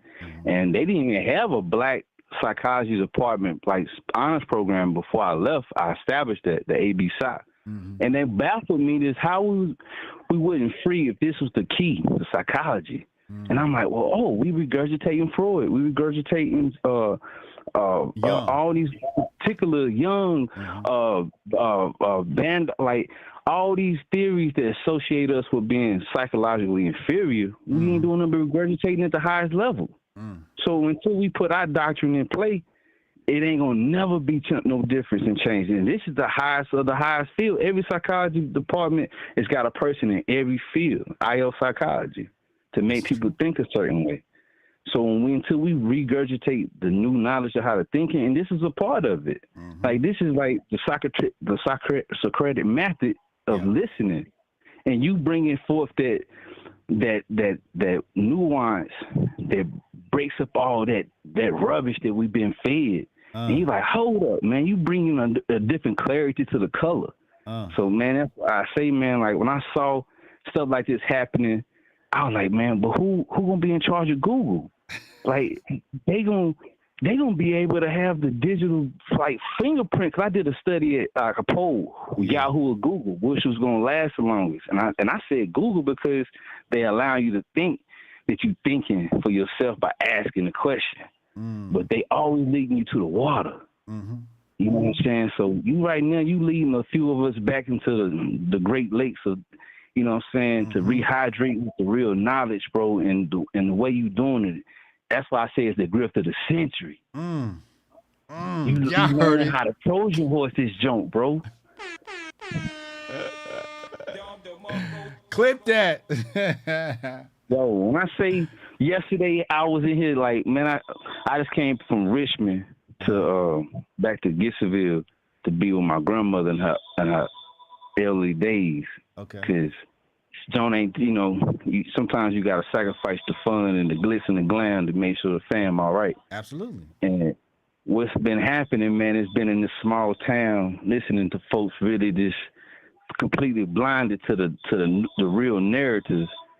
And like to see this type of stuff on YouTube, and I try to have the conversations with the elders in the family, and they be thinking I'm nuts. Welcome home. Hey, they be like, boy, I don't know what you be smoking on, but man, that's got to be some good shit for you to say all that. Would you just say it? Yeah. And I'd be like, nah, man, it's just so much more. But you in tune, man, and I just salute, man, and I just appreciate, because I've been waiting to call in, and this is the first time I've been able to see the number. And I was like, well, damn, here we go. And I got time today. Oh, I love it, man. You Yeah, gave me new I energy, used to catch man. you on the back end. So, man, catching you live, bro, it was all in the line for the divine to let me, like, give you that you know, affirmation, bro, because you gave me confirmation. I love that. Bro, man. That's love, man. You know, I need that energy. That's the energy I be needing. That's the shit that keep me going. You know what I mean? So I appreciate you, bro. That's love. Yeah, because I'm trying to get the knowledge that I've been blessed to see that was sacred. Yeah. And that I know was secret. Yeah. You give me courage to want to expound that junk, bro, because it once upon a time I was like, man, I ain't about to get out here and be on no Fran Hampton when people don't really give a damn about themselves. Like, I'm gonna tell somebody to do a sit up and push up and they want their back big. Hey, on a side note, you killed me talking about dude did the stinky leg lunge. Oh, that was somebody in the chat. Hey, yo, man, but still, I was like that. I said, man, you be out here fooling yourself out here trying to motivate the ones who ain't motivating themselves. Correct. But this new era allowing the algorithm to find those chosen ones, man, I'm starting to see that you just got to put it out there and tap in. So this is like really one of my first journeys to tap in, talk amongst the world to say, like, man, look, this is what it is, man. And I know a Neo when I see a Neo. I was trained with Morpheus. So at the end of the day, man, salute. Salute. Y'all heard it. Morpheus just called in on the line, said, I'm the one. I need a spoon. Where the spoon at? I need to bend the motherfucking spoon. Hold up, nigga. Don't make me bend the spoon on the motherfucking stream, nigga. Man, it's all deserving, bro. I'm telling you, because you ignited the fire in somebody, man. It's like, it's hard to listen to too many people and get inspired when you know what they what they true grifters is. Like, you know what I'm saying? What they really grifting for. Yeah. Because I see a lot of it. I see people really wanting the fame and the fortune, but they ain't really trying to lead people to be their own supply of the water. Right. Like everybody be wanting to be the shepherd with the light, you know what I mean? Well, for $10.99 more, you can get this. You know what I'm saying? Like, you freeing the spirits. You show them what, like, even you told old dude earlier about, like, I disagree, because everybody's not meant to know where the pearl's at. Right. All swine can't have access to that. And that's so true. That's why speaking in the articulate codes that you do, that's why I say it's the grift of the century. You peeping the codes too. Oh man. Man, Jordan Peterson said some powerful shit a long time ago, man. You're basically, the way your words is your weaponry. Okay. And the ability to articulate is going to determine how you your outcome. Yes. So if you can't really out articulate your opponent, your situation becomes basically theirs. They become the puppet master. Correct. So your words really be these strings. Yes. And so you tying the right strings to the right people, man, to where you showing people how to be their own Geppetto. Yeah. Yeah. I always say, man, I'm not teaching people what to think. I'm teaching them how to think, you know? That's it. That's it. I want y'all to think on your own. I want you to come to your own. Matter of fact, I wrote this book called The Patriot Report, right? And one of my reviews on Amazon, the dude was like, yo, he never interpreted none of the facts in his book. And he left me like 3-star review or something like that. And I was like, you know, when I wrote the book, it was called The Patriot Report. I published a report. It wasn't supposed to have opinions and facts. It was like, here are the facts. You tell me what the fuck you see. But the book had a premise. Would you rather be a king or a merchant? That was the premise of the book. The whole book follows that theme. Would you rather be a king or a merchant? So I give you the premise, and then I give you the facts, and now it's up to you to make the decision. What do you think of all this shit, you know? But some people want you to think for them sometimes. So that's why sometimes in my streams, I do give people, you know, a few prescriptions here and there to get them going. But for the most part, it's like you got to let people live their lives, yo. But you know, the ones who tuning in really want the pill you taking too. So it's not a problem for you to drop a few of those vitamins. Correct. You know what I'm saying? Correct. But what you just spoke on, man, I'm actually holding this book called The Prophet by Khalil Gibran. Okay. And it kind of speaks to that, like, far as the language of love, or how to speak to everybody in their own particular love language, because people have like a business mind or a merchant mind or like a doctor's mind, a lawyer mind. But you can say the same thing to each person with a different vernacular. And that's why I say the grift is like, it's magnificent when you learn how to tap into all the different vernaculars to get to the same code. Wait till I finish learning Spanish. Andale.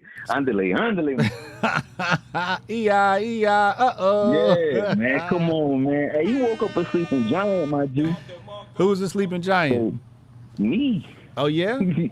Bro, you woke up a sleeping giant. Listen to this joke, bro, man. Because like I say, even from like me articulating on the streets about why we was grifted out of damn Trump in the best years that I saw niggas on the street ever having economically, and then I saw the things being misled to not to show who Biden really was in the wolf in sheep's clothing. And I was like, well, hold up. And then we not allowed to ask questions, which is really just the basic scientific method of asking questions. That's how you really get your dissertation and PhD. Is to leave your work unfinished with a question. Right. So that's the whole scientific merit, is always allowing the question to be posed. So when we were just told shut up and get in the corner and do this and do that, and not to look at data, not to question, not to even feel like you can become a doctor overnight. That was like, nah, that's not in your character. It's not in your nature. Let the professionals handle it. When we ever, as Americans, as capitalists, ever became complacent within skill set? Facts. You always got to get better. So when chaos poses itself, you only must get better to remedy the situation and bring it back to harmony. Correct. So when we was told to stay in chaos and don't question the chaos that you've been placed in all of a sudden, then I said, oh, why are they trying to usher this person in and not allow us to make a rational? I've always seen where they smeared campaigns when both sides were negatively presented, and then the consumer to say, well, this is shit. This is elephant shit. But I kind of like bird shit better. Yeah. Versus they were trying to make one look like bird food and the other dog shit. And I was like, hold up. Both of y'all niggas is shit. Yeah. Yeah. But you know, through the recent times, I look at it like it was still divine intervention, because we could have been looking at Trump as like this particular individual right now with all that's going on. Yeah. You know, so it's like a wake-up call for people to really get out their emotions and start having more logic and rational approaches to making decisions. Yeah. So, man, I don't want to take too much more of your time up, bro. I'm super glad I got in to say that piece, because shoot, man, that's been something I've been. You on ground zero. You know you ground zero right now. You an early adopter of Hotep. We just getting started. Mm-hmm. We just getting started. And the Grift Report barely a month old. Like I say, it's been about 2 months since I've like basically, because you was on a Joe Rogan podcast a long time ago, and sometimes if you really don't know what the field of because I usually listen to Joe for the scientists. You see what I'm saying? Mm-hmm. And too much. It was like I'm just really was getting into like, okay, I can dialogue with this. Yeah. You know what I'm saying? But so I've been going back and doing my retrograde viewership of you, bro. Like, and everything, man, has been like, damn, I said some shit similar to that. So, man, it's like, I gotta say, bro, if most black men be ashamed to say, I follow this man or I take this, we have to start doing that. Facts. Linking together with similar perspectives. And sometimes some people just lead the train. It ain't a problem with being caboose pause, you know what I'm saying? But what I'm saying is, like, link up. Facts. Because we got to know as others with strength in different regions thinking the same thing, because that's how Voltron is going to be formed. Correct. It's all about a team. You know? So if I'm early to the fire, bro, that just lets you know, man, that I'm in line and in sync with the divine. I'm asking to show me more people like me. You see what I'm saying? Because I'm come to Hotep Con. You meet a bunch of them like us. Man, it's a divine war going on right now. And folks are just truly, truly unaware, because it sounds like mumbo jumbo coming from the religious perspective. But if somebody's conjuring some energy every day, every second of the day, and you over here just tap dancing away, somebody gonna win because they got a different will. Correct. From a different source of power. Correct. So we just gotta tap into the right source of power, or create the right source of power, or come to an agreement on some type of power that's opposite of their power. Because, man, we really heading into some powerless times that we don't farm on the masses. We don't produce clothes on the masses. We don't really have, when you see the circuitry of cities, we don't have the access to things that can keep survival going on. Correct. And most of us not in rural areas with neighborhood friends that we can barter with through a system that if the economy was to crash and that digitally we always on the phones paying for this type of stuff where the internet controls your flow. That's their whole system. So we looking to either perish real quickly through ignorance and its bliss, or we can quit the foolishness and really link. Facts.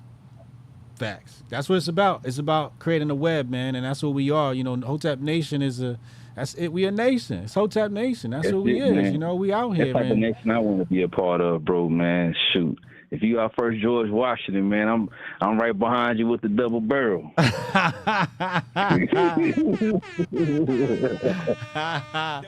Jules, I appreciate you, yo. Man, vice versa, bro. Yo, Hotep. I'm gonna keep tapping in, man, because at the end of the day, like if you say this is the beginning, then I know, man, this ain't no bandwagon. This is divine. Yo, it's divine. Trust me, dog. This shit's some divine shit you done tapped into, man. Trust me. I'm explaining it as soon as we hang up, too. That's what he do. Yeah, man.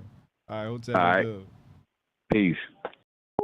Listen, man. I try to tell y'all this shit is ordained.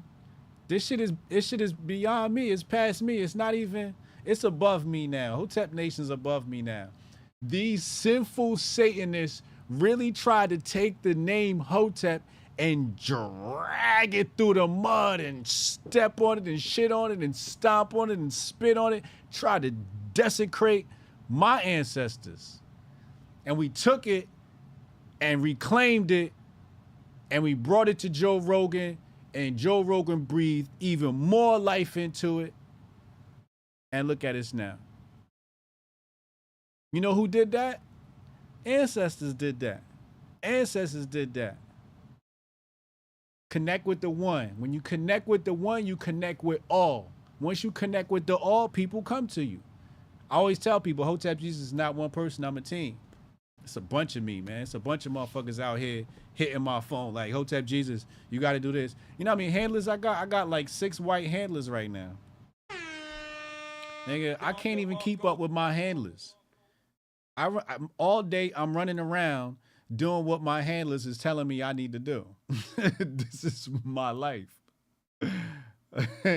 You see what I'm saying? So, like I said, when I say I'm the one because I'm connected to the one and I'm connected to the all. And what's coming is divine, it's ordained. Everything about my life has felt divine and ordained.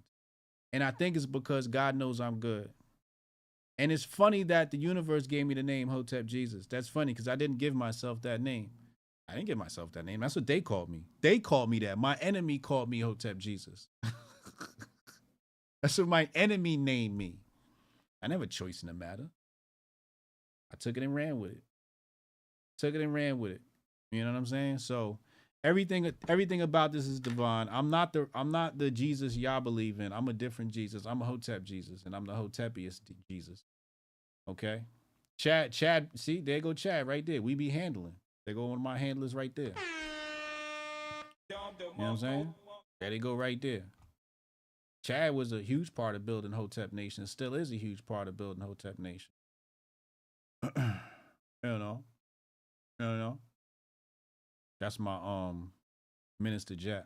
You know, Minister Jack. Listen to Minister Jack. He's like, you know. Listen, man. I gotta get out of here. I got kids practice to coach. My kids ain't even here, and I'm still coaching the team. That's how dedicated I am, man. I love the motherfucking kids, man. So we gonna get out there. We gonna make them better players today. It rained earlier, but it looked like the sun coming out, so we Gucci. We gonna get out there. I'm about to change real fast. I gotta be at the field ASAP. Grift Report, man. Y'all see the love that happens here, man. Nuance. That's all I gotta say is nuance. You know. You know what really separates me from everybody else. You know. And he told me I had the great. You know what makes it funny is I'm not a supreme grifter. And he told me I had this the grift of the century. And it's because I'm willing to take a pay cut to tell the truth. You know, I'll take the stairs. I'm not gonna take the elevator. I'll take the stairs. I'll get stronger on the way up. And I always tell people this. You know, this is my second life. I already had success in the industry, in the recording industry. I already had success there already. You know what I mean? When it was popping to be on the blogs, I had a relationship with the blogs. I was on the popping blogs. I was there. I lived that life. Cost me $50 because a PR chick had a crush on me. Hotep, you're a genius. HotepJesus.com. You know? She was fine too. Little light-skinned John. Anyway. This is my second life, man. I did this already.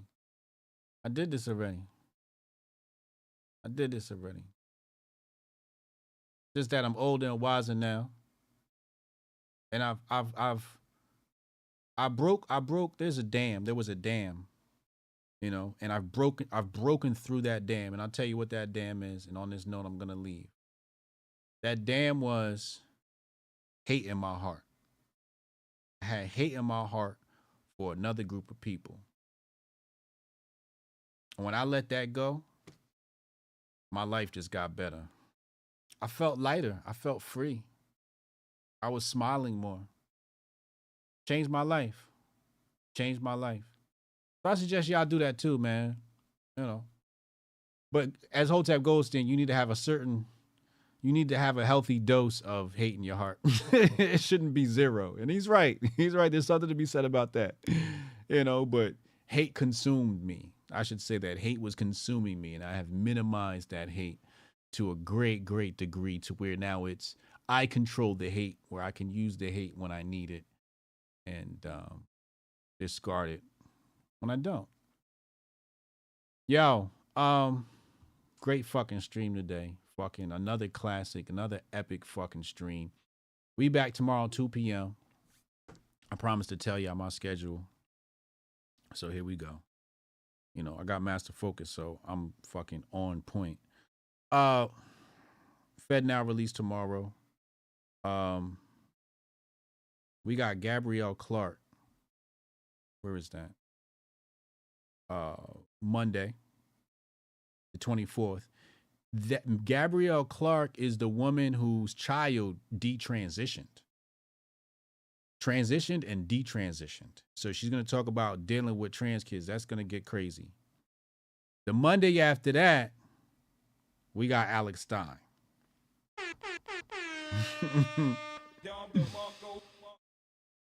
August 4th, Thaddeus Russell. That's a Friday. Monday, Project Rook. Wednesday, Cooley Bravo. Friday, Tanai Ricks. That's August 7th through the 11th. So my handlers is working. Again, this is beyond me. The shit just ends up in my phone. We connected calendars or some shit like that, and I look at my calendar and I'm booked the fuck up. This shit is beyond me now. So yeah. So that's that update. If you want to support me, locals. Also, more importantly, if you want to support me, you already know what to do, man. You gotta go to the website, man. The link is in the description box below. If you use the link in the description box, you could get a discount. You know, you come here. I'll show you how to do it. You're gonna come here. Actually, let me hit the link. Let me do it from the link so that so I can show y'all how the what's the name applies. I'm gonna show y'all how to do the discount. I think that's probably easier. So get you some of this shit. This is the shit I take. I take this shit every day. Copy link address. This is our brain pill. You know, keep your motherfucking brain sharp. That's really what motherfuckers need out here. That's why this is the first product. We could have gave y'all motherfucking testosterone pills, but we was like, nah, if something wrong with you motherfuckers' brains. So you're gonna come right here. It's gonna see it says $57. You're gonna hit add to cart. And you see right there, it still says, here, let me show you. Still says $57. Y'all see that? But when you hit the checkout button, you're gonna see your discount is applied right there. You see that? Now the discount, so it comes out to, what does that say? $39.90, down from $89, all because you watched the Grift Report. And you'll see it says right there, the Grift Report. It's gonna tell you right there, Grift Report. That's how you're gonna know it was applied. So normal price is $89. That's the single bottle. You can't even get the single bottle no more. We don't even do single bottles no more because it's like you need to keep taking this shit. So it doesn't even make sense to give you a single bottle because then you're gonna be telling me, Hotep, it's not working. Have you been taking it? Because some of you motherfuckers' diets is trash, and then you talking about the shit don't work. Nigga, stop eating all them fucking. You know, you just might need longer. Some of you motherfuckers got more fat cells, so you might have to take it for 2 months before you get full results. But motherfuckers that's on point, they seeing results in like a week or two. So, you know, it depends on how terrible your body is. You know, if you're extremely obese, it may take 30 days to clean your fucking blood out and fix your fucking brain, you know. But most people, most average people, you know, people in fairly good shape, you know, not the best shape, but fairly good shape, you know, they tend to see results in a week or two. I felt results immediately, but that's because, you know, I'm the one. So that's how you do that. Hit the link in the description box. You know, if you want to support me, I think that's the best way to support me. Support my company. Help me help you, right? Clean your brain up and all of that. I'm out of here, man. I'll be back. What's today? Wednesday. So tonight I got on the Try Master Focus YouTube channel, I got chess training with Alejandro. So I'll be training in chess. If y'all want to join that, y'all can come to that shit. It's for serious chess players. Like if you really want to be a serious chess player, you really want to get it in, come to that class. We take care of you. And then after that, I'm gonna be live on Twitter Spaces at 10 p.m. Again, like I told y'all, heavy grind right now. So keep up. Hotep and Bill. Yeah, I can try to get that handled for you. Again, it's only my second day, so if you can give me a second. How am I supposed to do this? How the hell are we supposed to do this by 5 o'clock? I have no clue. Is that possible? Hey, do you have the password to... How'd you finish all your work already? He's not tapped in.